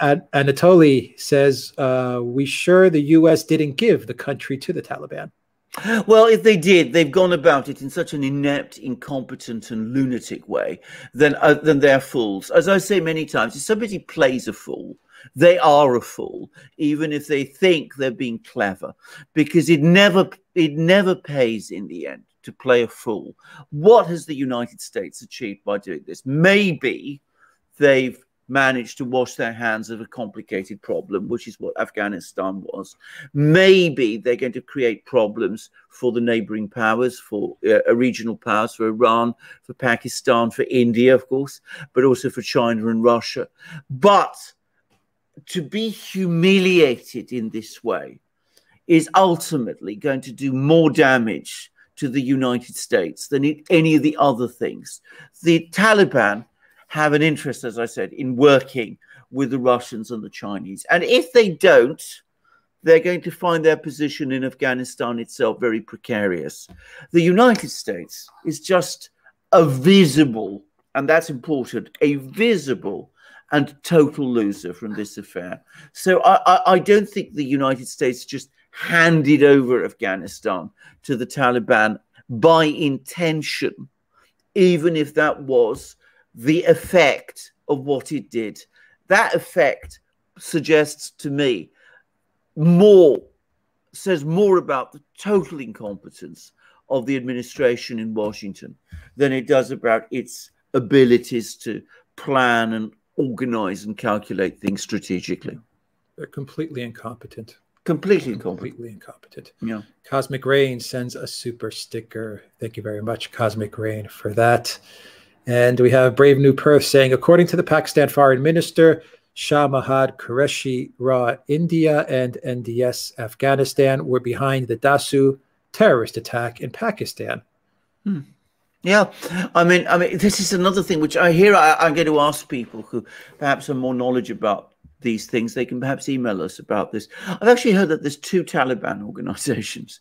There's one in Afghanistan, which is the one we've been talking about on this program, which Pakistan sort of backs, and then there's another Taliban organization that operates in Pakistan itself, which Pakistan has actually outlawed and is fighting. And both of these organizations are somehow connected with the leadership, the people in Doha. So, I mean, I'm not familiar with all of this, and perhaps some people know, but certainly, I mean, you know, we're talking about a complex organization or organizations whose structure I don't understand fully, and I don't think many people do, and which I can very well imagine being responsible for all sorts of things in all kinds of places. So, by all means, you know, possible. You know, this is where one needs as much information as possible. I don't pretend to have all the answers about this or to have all the knowledge. I doubt even many of the major powers do. And what Qureshi says is extremely interesting, and he's presumably more knowledgeable than most. So we need to pay attention to what he says. All right. Raphael says, I can tell you guys the template Russia used to take over Crimea, part of Ukraine. They just handed it over to the Taliban. I think what the Russians doing this in the playbook used in Crimea was, I guess they just handed it over to the Taliban. I think the two situations are so different, actually, that here for once, Raphael, I have to disagree. I mean, the thing to understand about Crimea was that, firstly, this was done through the actual the events there. That what drove it were votes in the Crimean parliament. The Russian military was already present in Crimea. And of course, the entire takeover of Crimea was essentially entirely peaceful. Not I think takeover. Takeover, okay, not whatever. A takeover. I mean, that's a good point, actually, because of course it was driven ultimately. It was what the local people wanted. It was done, but it was done peacefully. I think one person, perhaps two people, were killed. This thing that's happened in Afghanistan there's been a lot of violence, and it's come with a war. So I don't think these things are the same. I don't think we should make those comparisons. And I don't think the Russians are behind these events in Afghanistan. I think they sit and wait and watch and ready themselves to take advantage of them if things turn out to their advantage, or to react to them if they don't. But I don't really see the Russians pulling the strings here. Yeah. I mean, that's the thing. The Russians and the Chinese right now, they don't have to do that much. They're just going about their business. They're just, making deals and doing business.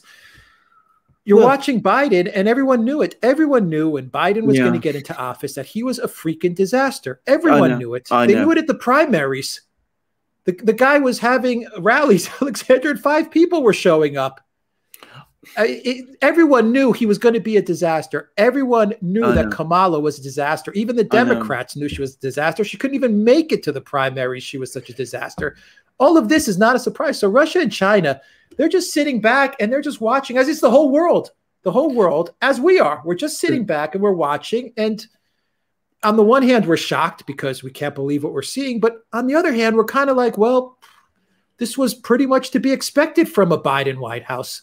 I mean, we weren't expecting a well-run White House, a White House that has its crap together. No, not at all. We were expecting this. This is so true. This is so completely true. This is exactly as you say.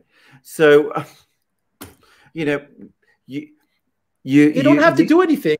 I mean, people who are unhappy about what the administration is, when they voted for it, they should have looked at the label. They should have looked at the small print of what it came with. And as with the Russians and the Chinese, well, what did they say? Everything comes to him who waits. All they have to do is wait. The Chinese told Blinken. They told Blinken in Alaska, sit down and shut up. Absolutely. Yeah. That's what they pretty much told him. They said, sit down, shut up, go back and start tweeting about your equity and whatever gender stuff you want to tweet about, and just leave us alone to do business. That's pretty much what they told Blinken. Exactly. That's exactly right. That is so true. Anyway, all right. Neurosurgery Highland says, is this allowing chaos to justify a full restart of false flag terrorist attacks around the Middle East and attacks in Europe and Russia and the US, and blame the Taliban? You know something, there may very well be some people in Washington who think like that, but I don't think they're the predominant group, because, as I said, again, I can't imagine that this is that the United States basically intentionally set itself up for humiliation. I mean, governments don't do that sort of thing. But look, we don't know whether that's what people planned, but that's quite possibly what's going to happen. They're going to say that, all of this recurrence in terrorism is the reason why we must clamp down. And at the same time, it creates problems for the Russians and the Chinese, and the Russians can be blamed for partly being the cause of it. You remember that ludicrous story about the Russians paying bonuses to the Taliban to kill Americans. By the way, I saw Con Coughlin, a columnist in the Daily Telegraph, repeat that discredited story as if it were true just 2 days ago. So, one can see the whole narrative being spun and created and sold to us and packaged all over again.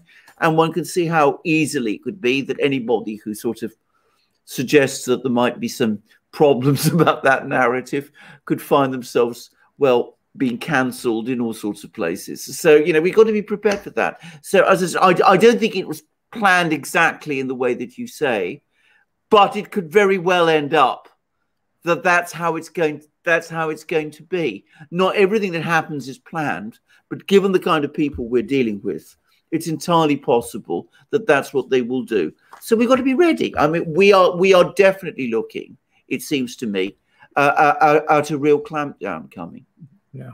Paula De Beer says, I saw Afghanis entering Turkey by walking through Iran. Will it not become a huge problem for Erdogan accepting these refugees? Well, it will become, of course, a problem for Erdogan. Of course, he has a way of dealing with problems like that, which is that he packs them off to Europe. And that might very well be what he's... Problem for us. Yeah, create problems for us. And, you know, he plays this game of treating these people like a sort of, you know, he has like a kind of tap that he can switch on and off whenever he wants. So let's not going to be complacent about this, but it could potentially create a serious problem for him. Yeah. David says the super state plan goes back to the days of Zia and a few U.S. diplomats who persisted for decades. They were like tapeworms and worked behind the scenes. That's entirely true. I mean, I will say it's turned out hideously wrong. But of course, I remember Zia, and of course, he was the person who essentially it was under his rule that the nuclear bomb. Pakistan developed the technologies to build the nuclear bomb. And of course, all this happened at that time in the 1980s when he was the ally of the West in the struggle against the Soviets in Afghanistan. And he was able to use the situation in Afghanistan to do all of these things. And at that time, India was friends with the Soviet Union. So that, of course, meant that some people in Washington wanted to build up Pakistan as a counter both to India and Russia and the Indo-Soviets, as they were being referred to. These are, to put it mildly, outdated policies that may have made some kind of sense in the early 1980s, but make no sense anymore today. And to the extent that they were being pursued then, they've borne terrible fruit. Yeah. Flying Boar says the U.S. is bleeding right now. Does China and Russia smelling blood here? Well, I'm going to make a guess, which is certainly the Russians are going to be very, very careful about what they do next, because I think they will be calculating that a humiliated US or a humiliated administration is going to be more difficult to work with, at least in the short term. I mean, they will take a harder line on many of the issues, for example, that Russia is interested in working with, like arms control and cybersecurity and all the rest. So I think for the moment, they're going to be very careful. I think the Chinese come to this with a completely different perspective. They see chaos and dysfunction in the United States, and they're absolutely going to take advantage of it. You can see already the Chinese, there was an article, an editorial in Global Times, which actually calls the United States a paper tiger. That was a phrase once used by Mao Zedong, and now the Chinese are resurrecting it. It's a paper tiger. It has no real fangs. It looks fierce from a distance, but in reality, it's no danger at all. So you can already see the Chinese talking in that way. And the Chinese are perhaps less careful when dealing with the United States than the Russians are. So I can very well see them smelling blood and acting to take advantage. Chris Hatchett says, I wonder how long the administration can hold on. I get the sense all of our rat leaders have fled the shadows. The U.S. feels hollow right now. Yeah, absolutely. I completely agree. And at every level, the economic policies are not working. The inflation is growing. The growth rates are falling. The trade deficits are rising. The budget deficits are rising. The money within the United States itself is looking like it's spiraling out of control. And there's even talk that interest rates may have to rise, though I'm sure there will be enormous resistance to doing that. And at the same time, we see the foreign policy is an absolute disaster. And that which they claim to be their great success, which was the handling of the pandemic, well, that's not turning out well either. So, you know, all sorts of problems are mounting up. I haven't even mentioned the border and what's going on there, though I know a lot of Americans care an awful lot about that too. All the signs are of the wheels coming off. But what they're going to do in the face of that is exactly what Alex said. They're going to double down. They're going to harden up. They're going to come against their prospective enemies. They're going to be even tougher than they were. I had as I said, this email from this Republican, and he's apparently a well-connected Republican, and he said this. I just got this morning. The regime needs someone to blame. As I've mentioned recently, they're going to turn the censorship and suppression to 11 on the 1 to 10 dial.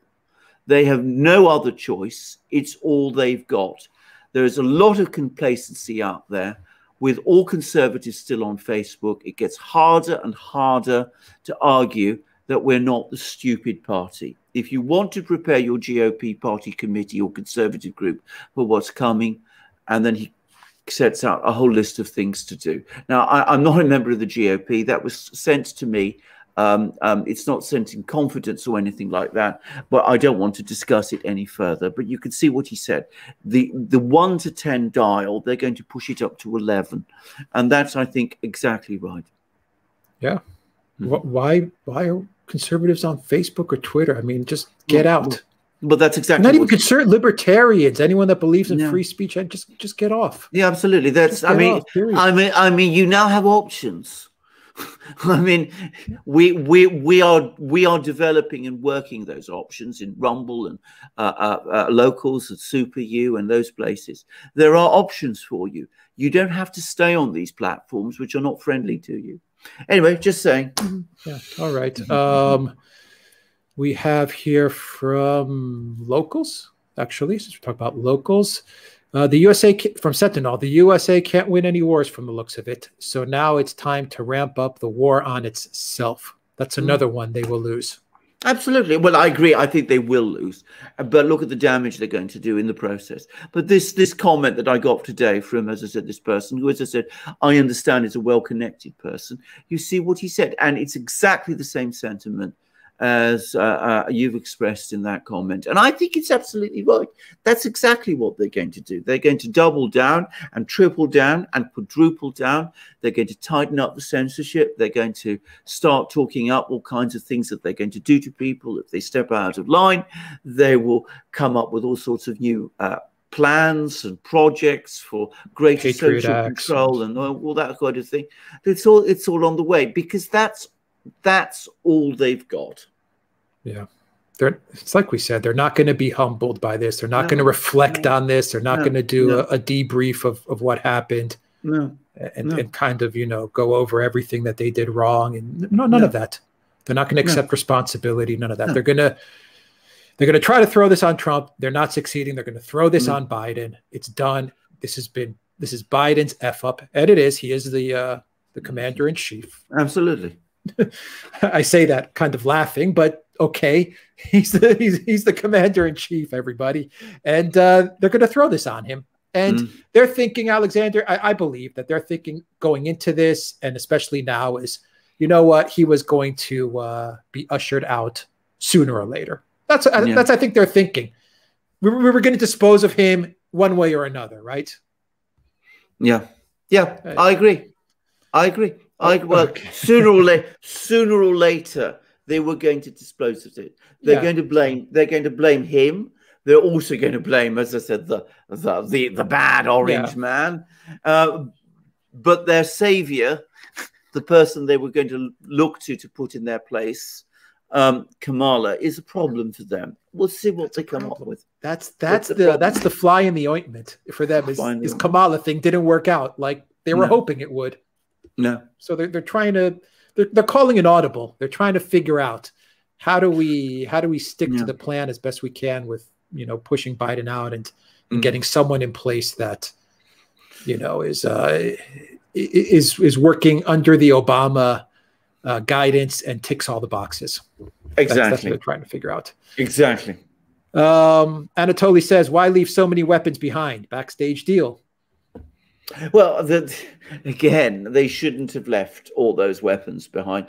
But again, we've got to be careful what we say here. First of all, some of these weapons that they've left behind, the Black Hawk helicopters, I mean, I don't really see what use the Taliban are going to put to them. And bear in mind something else. Apparently, even the Afghan army were complaining before that Black Hawk helicopters aren't really well designed for the harsh territory of some place like Afghanistan. They wanted Russian Mi-17s instead. So, I mean, a lot of this equipment that's been left behind, the Humvees, the Black Hawks, all of the rest, are not really very useful for the Taliban. I personally would be surprised if we found some of these aircraft and machines and things finding their way to Moscow and Beijing and being picked apart there. I mean, that wouldn't. And by the way, Tehran too. So I wouldn't be sold exactly. I wouldn't be surprised. So I think ultimately this is just an utter screw up, and I think but it does serve a PR purpose for the Taliban in that they get to show themselves riding around in the Humvees or getting in the helicopters, and then they put it on social media, and it's a PR win for them. Exactly. So they use that. Exactly. That's exactly right. Yeah. Anatoly's there. Ill state fishing. It's time for America to leave Guantanamo and end the embargo too. Well, with Cuba, yes, absolutely. Now, we did, I think, a superlative program on Cuba with Robert Barnes, which was educational for me as well, by the way.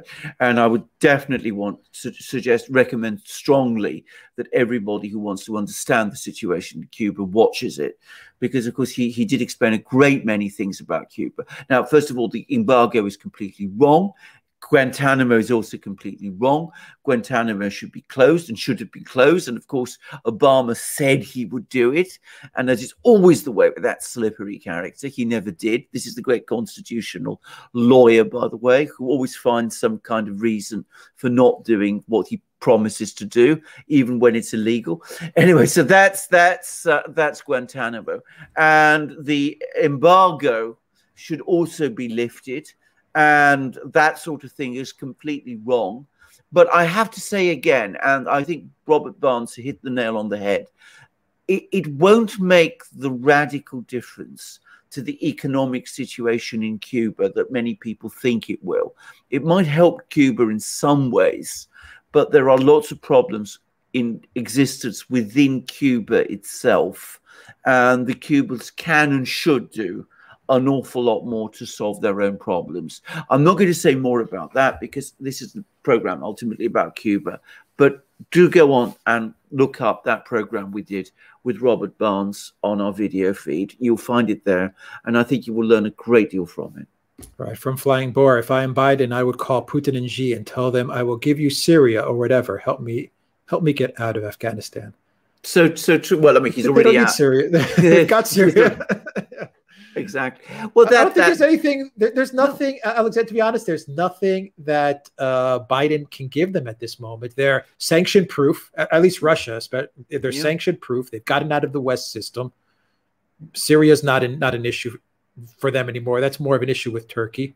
What does Biden or Europe have to give Putin at this stage? Well, they've got nothing to give Putin at all, frankly. And as we said before, he can just sit and wait and things go in his favor. As for the Chinese, well, we've had an awful lot of talk and bluster and exercises in the Pacific, all things which have annoyed the Chinese intensely, and talk about grand summits of democracies, which are going to be arranged by the US in December. But the realities, the reality as expressed in dollars and cents, is that the US is actually buying more goods from China at the moment than it has ever done at any point in its history. I mean, it's just astonishing.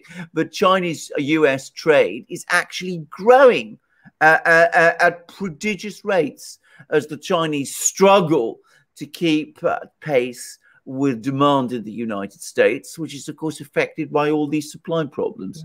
So, I mean, that's perhaps tells you more about the real state of things than anything else. Yeah. David says neocons were along for the ride. The real planning came from the globalist diplomats. Well, I think the globalists are, of course, the people who are in overall control. The neocons are, if you like, their vanguard, their hit squad, if I can put it like that.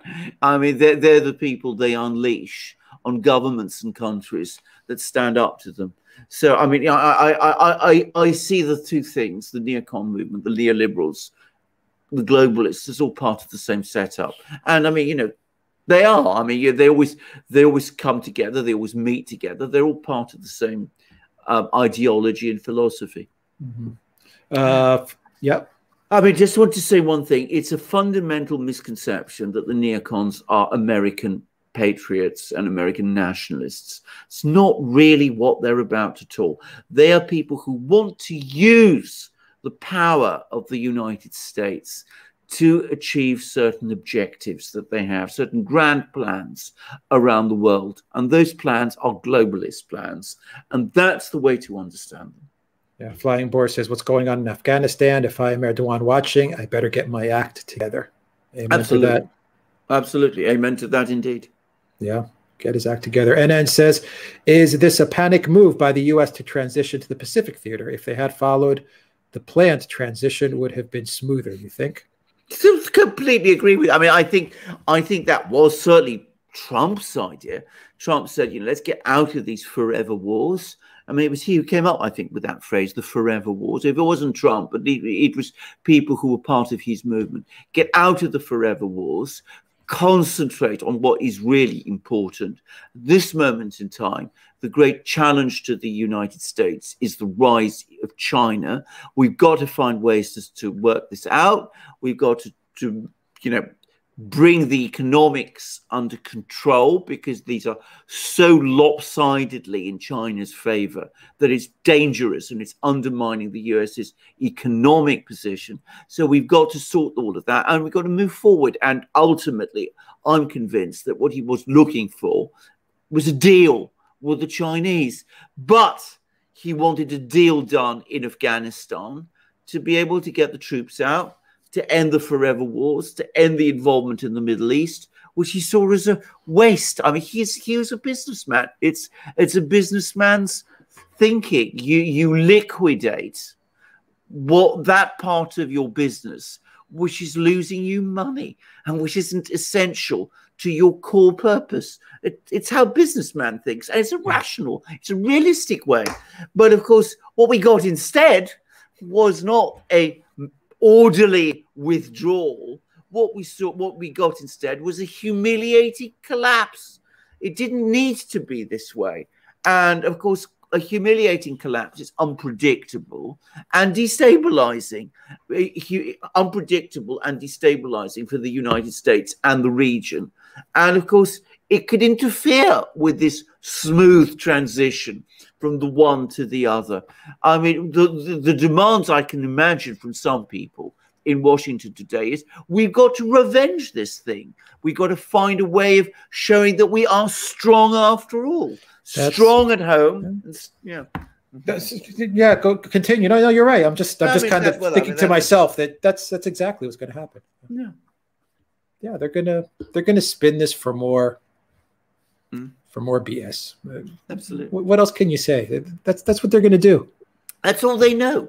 Yeah. That's all they've got, to use that phrase that was in that email that was sent to me. From Harry C. Smith says, would the situation have been any more or any less unstable and explosive if the U.S. had pulled out in May as Trump had originally planned?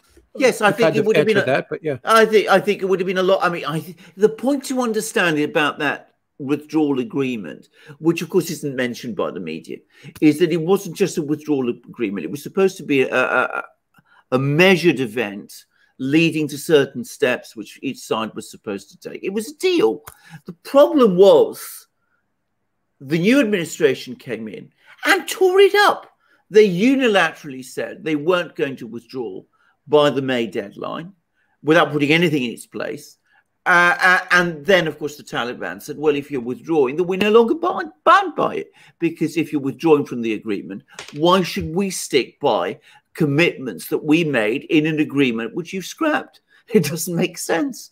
And then after the US decides unilaterally to withdraw, which is not what Trump did, unilaterally to withdraw, that they didn't put anything in its place to replace it. So had the original route been followed, well, one can never be sure what the outcome would have been, but it potentially could have been a lot better than what we've seen. And let's face it, it could not have been worse, because what we've got now is the worst possible outcome. Yeah. From Nitsowich says, what are the Russians thinking about the situation in Afghanistan? Any inside knowledge? Well, I don't have any inside knowledge because, of course, I don't have, despite what some people say, anybody in the Kremlin who speaks to me. But I do follow a lot about what the Kremlin, what the Russians and the Taliban have been saying to each other. And there's this extremely important meeting that took place in Moscow a few weeks ago, which I covered heavily on my channel. And the Russians said to the Taliban, look, when you win, which you're going to, when you win, you've got to set up an inclusive government. You've got to restrain yourselves. You mustn't go back to doing what you were doing in the 1990s, because that will only create more of the wars. You must fight the jihadi groups like ISIS and Al-Qaeda and not allow themselves to establish themselves on your territory. And you must also do something about opium production in your country. If you do all of these things, then we will make peace with you. We will recognize you as the government of Afghanistan, and we will work towards integrating you in the Eurasian institutions, the Belt and Road Initiative that the Chinese have, the Eurasian Economic Union that we have, and the Shanghai Cooperation Organization that both we and the Chinese have. That was what was said. Well, that was what they said to the Taliban.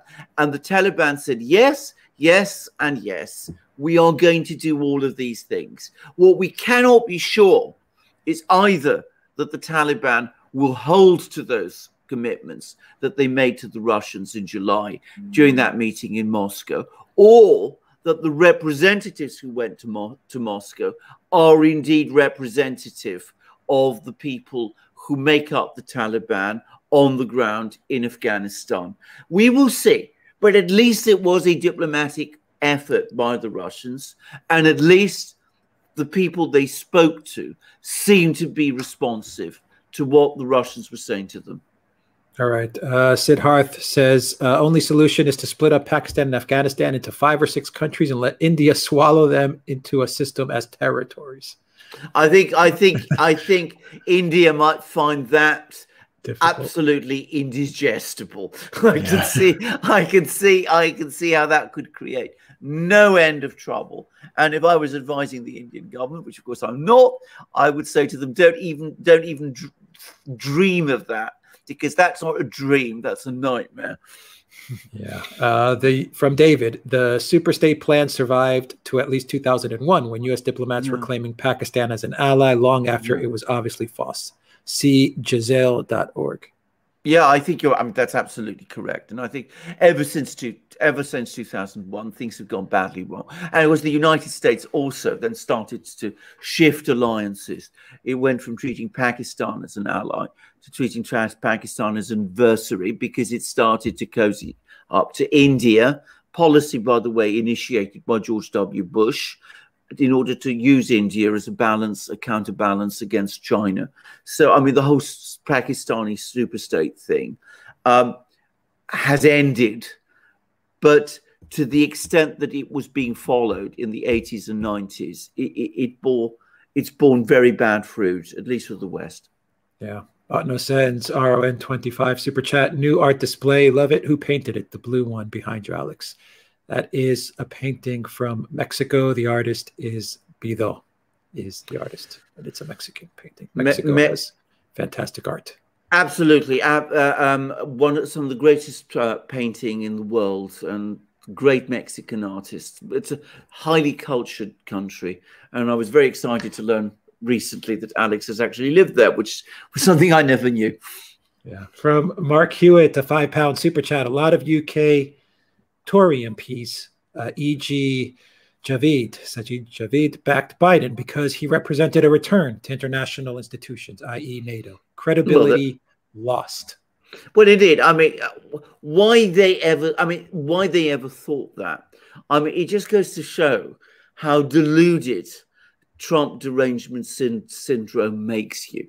Because, I mean, to say it straightforwardly, what harm, what real damage did Trump do to any institutions? I mean, he didn't like some of them. He didn't like the WHO, for instance. Can you blame him? I mean, he didn't like some of them.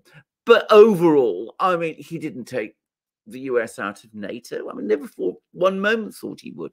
He didn't do any. I mean, there were no foreign policy disasters under Donald Trump. None whatsoever. We're 7 months into this administration, and we've already got one. And can I just say, we're two guys. Alex and I, we're not there. We don't have sources in governments, but we could see it coming. I mean, it was not difficult to see that you were replacing a real human being with an empty suit. I mean, how you could imagine that the one was going to be a replacement for the other, that is going to integrate us all into these wonderful international institutions. I mean, it just baffles me entirely.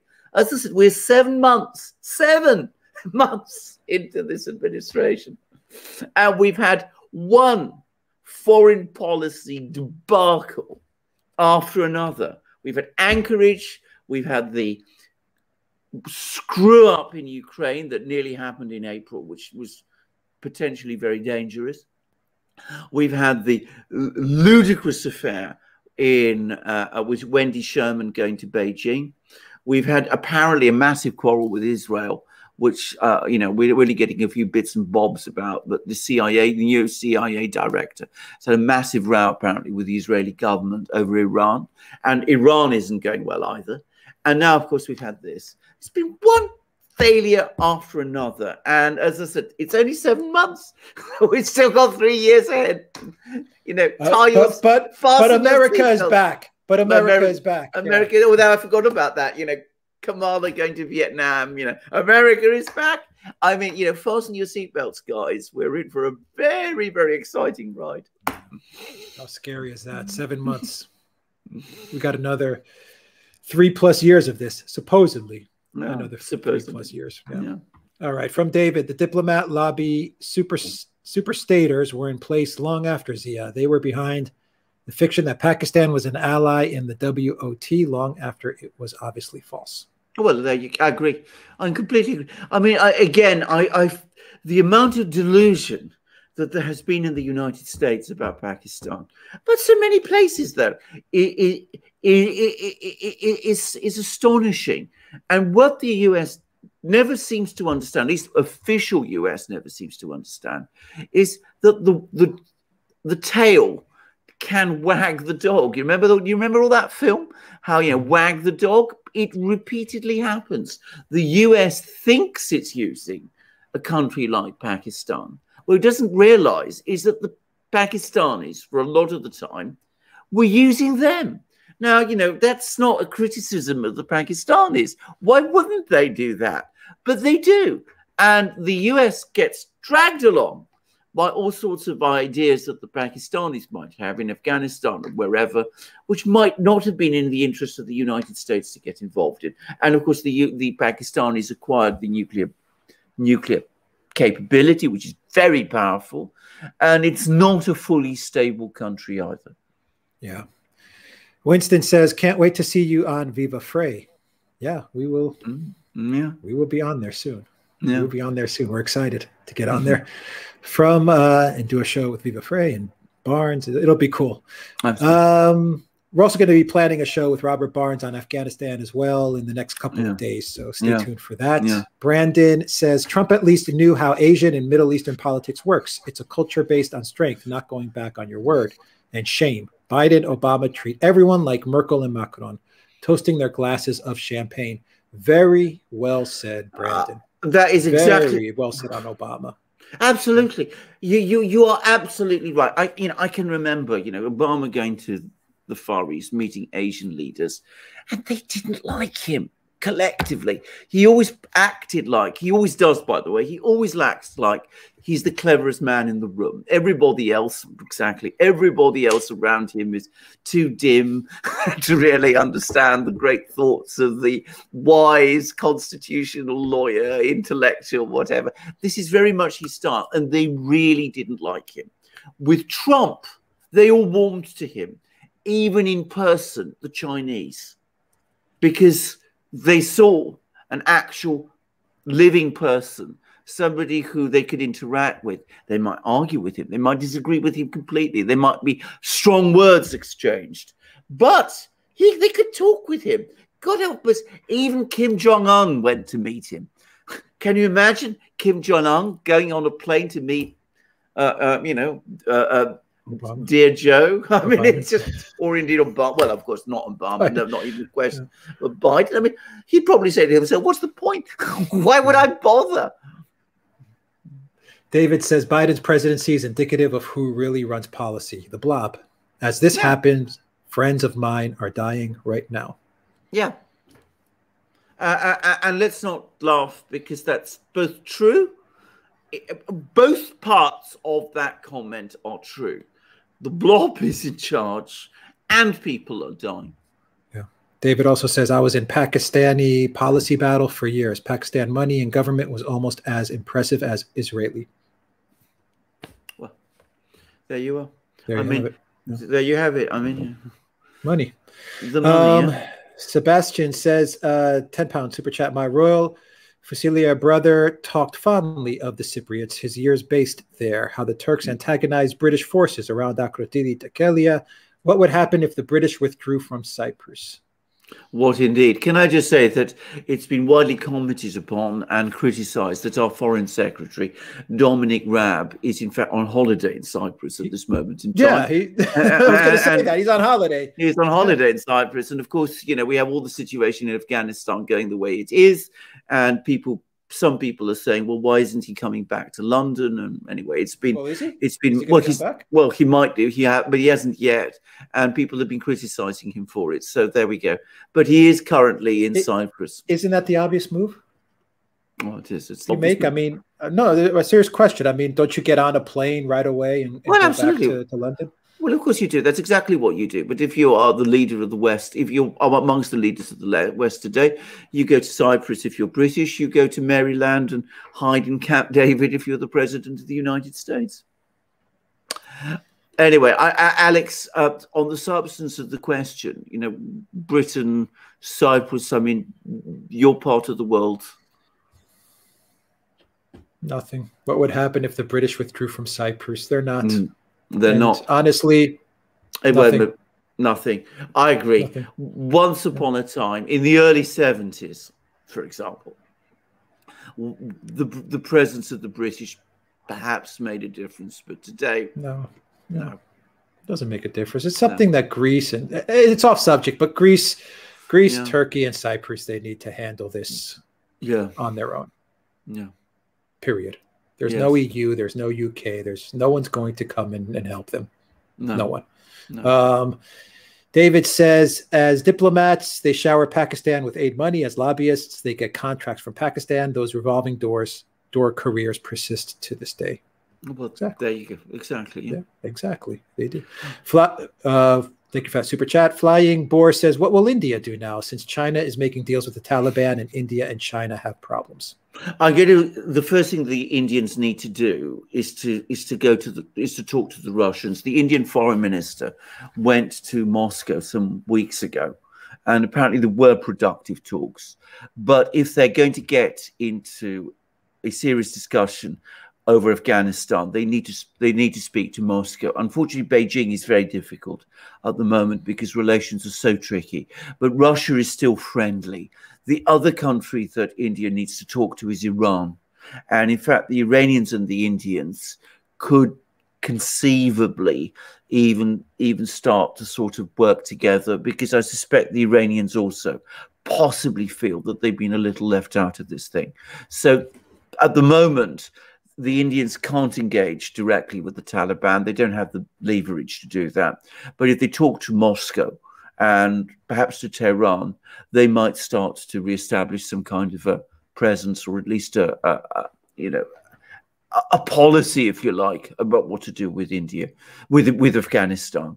But, we'll see what they do. India has, by the way, some very fine diplomats. So I'm sure they will come up with some kind of strategy before very long. Yeah. Brandon says, rest in peace to the Democrats in the midterms.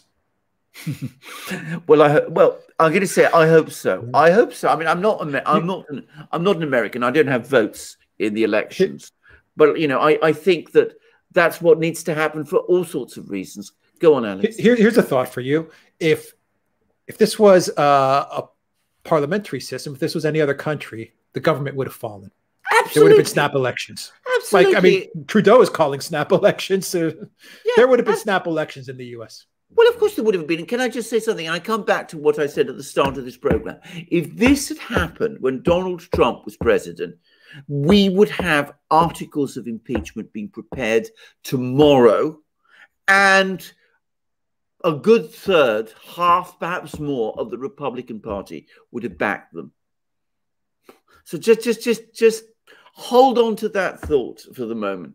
Now, it's happened under this administration, and the thing to do now is to hold it to account. Now, it's not going to resign. It's impossible. The realities of the arithmetic in the Congress makes impeachment puts it out of the question. That's not going to happen either. So what you've got to do is do what you can in the midterms. And between now and then, some people are going to work overtime to prevent you doing that.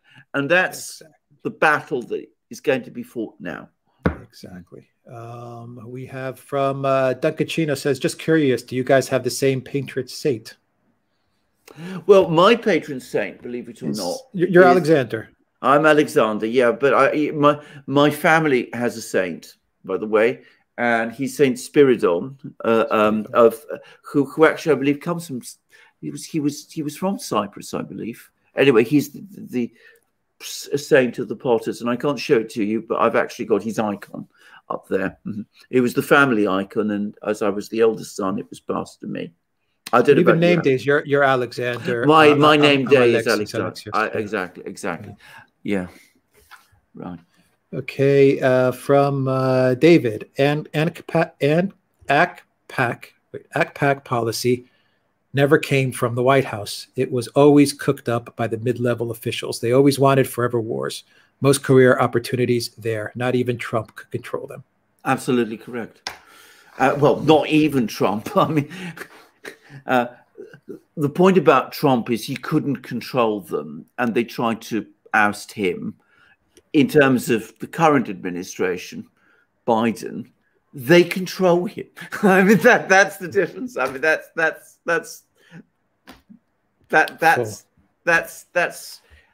the true situation behind all the words. That's why they chose him. Yeah. Yeah. Hannah says, $20 super chat. Thanks, Alex and Alexander, for all your great work. Thank you, Hannah, for that. And Cosmic Rain says, in reference to what you were saying about Trump, it really says a lot if even the Chinese warmed to him somewhat. Trump, for all his flaws, put America first and didn't start any wars. Now look what clown Biden is doing. Well, absolutely correct. That's entirely right. Now, I mean, Xi Jinping and Trump, as human beings, person to person, they got on well. Apparently, they were joking with each other. I mean, they weren't exactly friends. They were, but you know, there was a certain rapport and mutual respect, and they would go and they would negotiate incredibly toughly with each other. But bear in mind, Trump wanted, for example, tougher sanctions on North Korea in the first part of his presidency, and Xi Jinping agreed. So the result was that the UN Security Council actually passed tougher sanctions on North Korea, with China going along with what Trump wanted. Yeah. Would they do that now? No chance. Where am I here? Discus Macabre says midterms will fix nothing. It will be 2020 on steroids. That's the fear. Well, there has. I'm glad somebody's brought that out, because yes, that's the fear. That's the fear. Absolutely. I mean, you know, one mustn't give up the battle before it's fought, but that is the fear. Yeah. David says Biden doesn't matter for Afghanistan. Zalmay Khalilzad does. Ambassador Robin Raphael does. Nobody talks about her. Well, indeed. But can I just say, Khalilzad has been there for you know, as long as I can remember, and given that he's failed utterly, why is he there? I mean, well, it's because he's part of the neocon outfit, but I mean. He's overseen a policy that's ended in disaster. Yeah. Here's an interesting super chat question from ALQK. I'm glad we're out. Don't care what it looks like. The Biden way, the Trump way. Point is, we're out. And this was a disastrous 20 years of imperialist adventurism. Could it really have ended better? Well, the answer is it could have ended better. And I agree. It is better for the United States that it's out. What the United States now needs to do is get out of Afghanistan, forget its fantasies about that particular region, absorb the lesson that these neocon interventions, these near-imperial neocon interventions around the world are a serious and disastrous mistake, and focus on rebuilding the United States, its economy, its institutions, and all the rest. And Afghanistan was bound to end badly at some point. It was baked in the cake right from the beginning. All neocon the schemes end badly. And I could completely understand why many Americans, I believe actually a majority of Americans, are relieved that this nightmare, this long, prolonged, the longest war the United States has been in, is now finally over, and that they can get it behind them. But it didn't need to end in quite this way. It could have been handled better, and had it been, it would have been better. Go on. You said something along the lines of we're just at the beginning, and I think that's the problem. Yeah. This is not over. No, because of the way they ended it, it's not over. No, it's not over. Exactly. I mean, don't be relieved. No, don't be relieved. I mean, 20 years are over. Okay, they're out, but it's not. We're just at the beginning. I mean, well, exactly, because of course the way it's ended guarantees more problems to come. That's the thing, because I mean, you will get all those jihadi inclined people, you know, in across the Middle East, who are now going to be emboldened by this. You will get more instability in Central Asia. We aren't even sure now what kind of a government we have in Afghanistan. If there'd been a proper arrangement to create a government, well, that would have provided at least a certain measure of certainty. We don't have anything like that at the moment. So yes, it's good that the United States in a way is out, but the way it's left has caused so much trouble, so many problems. And, you know, it's going to be a labor of Hercules to sort this out, and with lots of problems and dangers along the way. Exactly. There was Trump had a better way out. He negotiated a better deal. Yeah. And he negotiated a face-saving deal, at least for the United States' side. At least it was face-saving. Did it mean that the United States came out of the 20 years with a victory or with something good out of it? No. No, not at all. It was still $1 trillion wasted and lost, and wasted lives and heartbreak and heartache, all of it. Yes. But at least it was a face-saving way out for the U.S. At least it was a proper wind down. It was a planned wind down. At least he got security guarantees. And at least, whether the Taliban were to honor it or not, at least they would have had either real or something of a facade intra-Afghan. Yeah. Oh, I've lost you. I've got you now. You got me? You lost me? Yeah, I lost you. Get that? I lost you very briefly for some of it anyway. But no, I agree. Okay. I agree. Yeah. The point to understand about Trump is he actually got a deal. He actually got an agreement. Biden didn't negotiate an agreement. He just announced from one day to the other that he was pulling all the troops out. This is after he scrapped the agreement that had been there in place, which Trump had negotiated, and failed to put anything in its place. And that's the point. You know, all these other guys, they're such ideologues. They're so, I'm not going to speak with Assad because he's a dictator. I'm not going to speak with Putin. He's a thug. I'm not going to speak with Kim because he's this or that. And I'm not going to negotiate with the Taliban. They always put these damn things out there that I'm not going to talk to them because I'm above them and they're dictators and thugs and this and that. Yeah. Trump didn't care about any of that stuff. In a way, he said, look, we need to hammer out a deal. Who are the people I need to talk to? I need to talk to X, Y, and Z. That's who I'm going to talk to. Thug, dictator, whatever. If this is the deal we need to make, and these are the people I need to talk to, then I'm going to sit there and talk to them. Exactly. That's a real politic approach. Exactly. Are they good people? No. Are they thugs and dictators? Maybe. Maybe not. I don't know. But you have to deal with these people. That's the reality. You just can't continuously say, you know, Assad must go. No, we're not going to talk to Assad. Assad must go. That's not how life works. Exactly. You don't have the option. You should never do. You never have the option of choosing the person you're bargaining with. If you do, then you're not bargaining. Because you're able to choose the person you're bargaining with, then you don't have to negotiate with them because you've picked them. It's just a fundamental misunderstanding of the whole process of diplomacy and negotiation. Because if you pick your person you're dealing with, you're actually negotiating with yourself, not with your opponent, whom you might want to win over and come to some kind of mutually acceptable deal with. But ideologues never think like that. They never see things in those kind of terms. I know I've had to argue with so many of them, and it's impossible to reason with people like that. Yeah. Nikolai says Taliban sent units to protect the Russian embassy in Kabul. Russian media is reporting. Well, there you go. Well, there you go. So you see, already talking to the Taliban, which is what the Russians have done, has produced a result. Yeah. And David says Zalmay is above the neocons. He and Raphael are early globalists. He designed the Bond Constitution. She built the patronage Carters for the AfPak war in state. So there you go. And that's why they're rising and rising, even as every project they spin fails. But of course, they're doing very well because they're rising. And I'm pretty sure that they're very well off too. Yep. And Duncan Chino says, do you think Kanye West has a chance in 2024? Alex, you're more up to date with this than me. You know, it depends what they do with the voting machines. Yeah. And the mail-in ballots. Anything can happen at this point. Anything can happen. Yeah.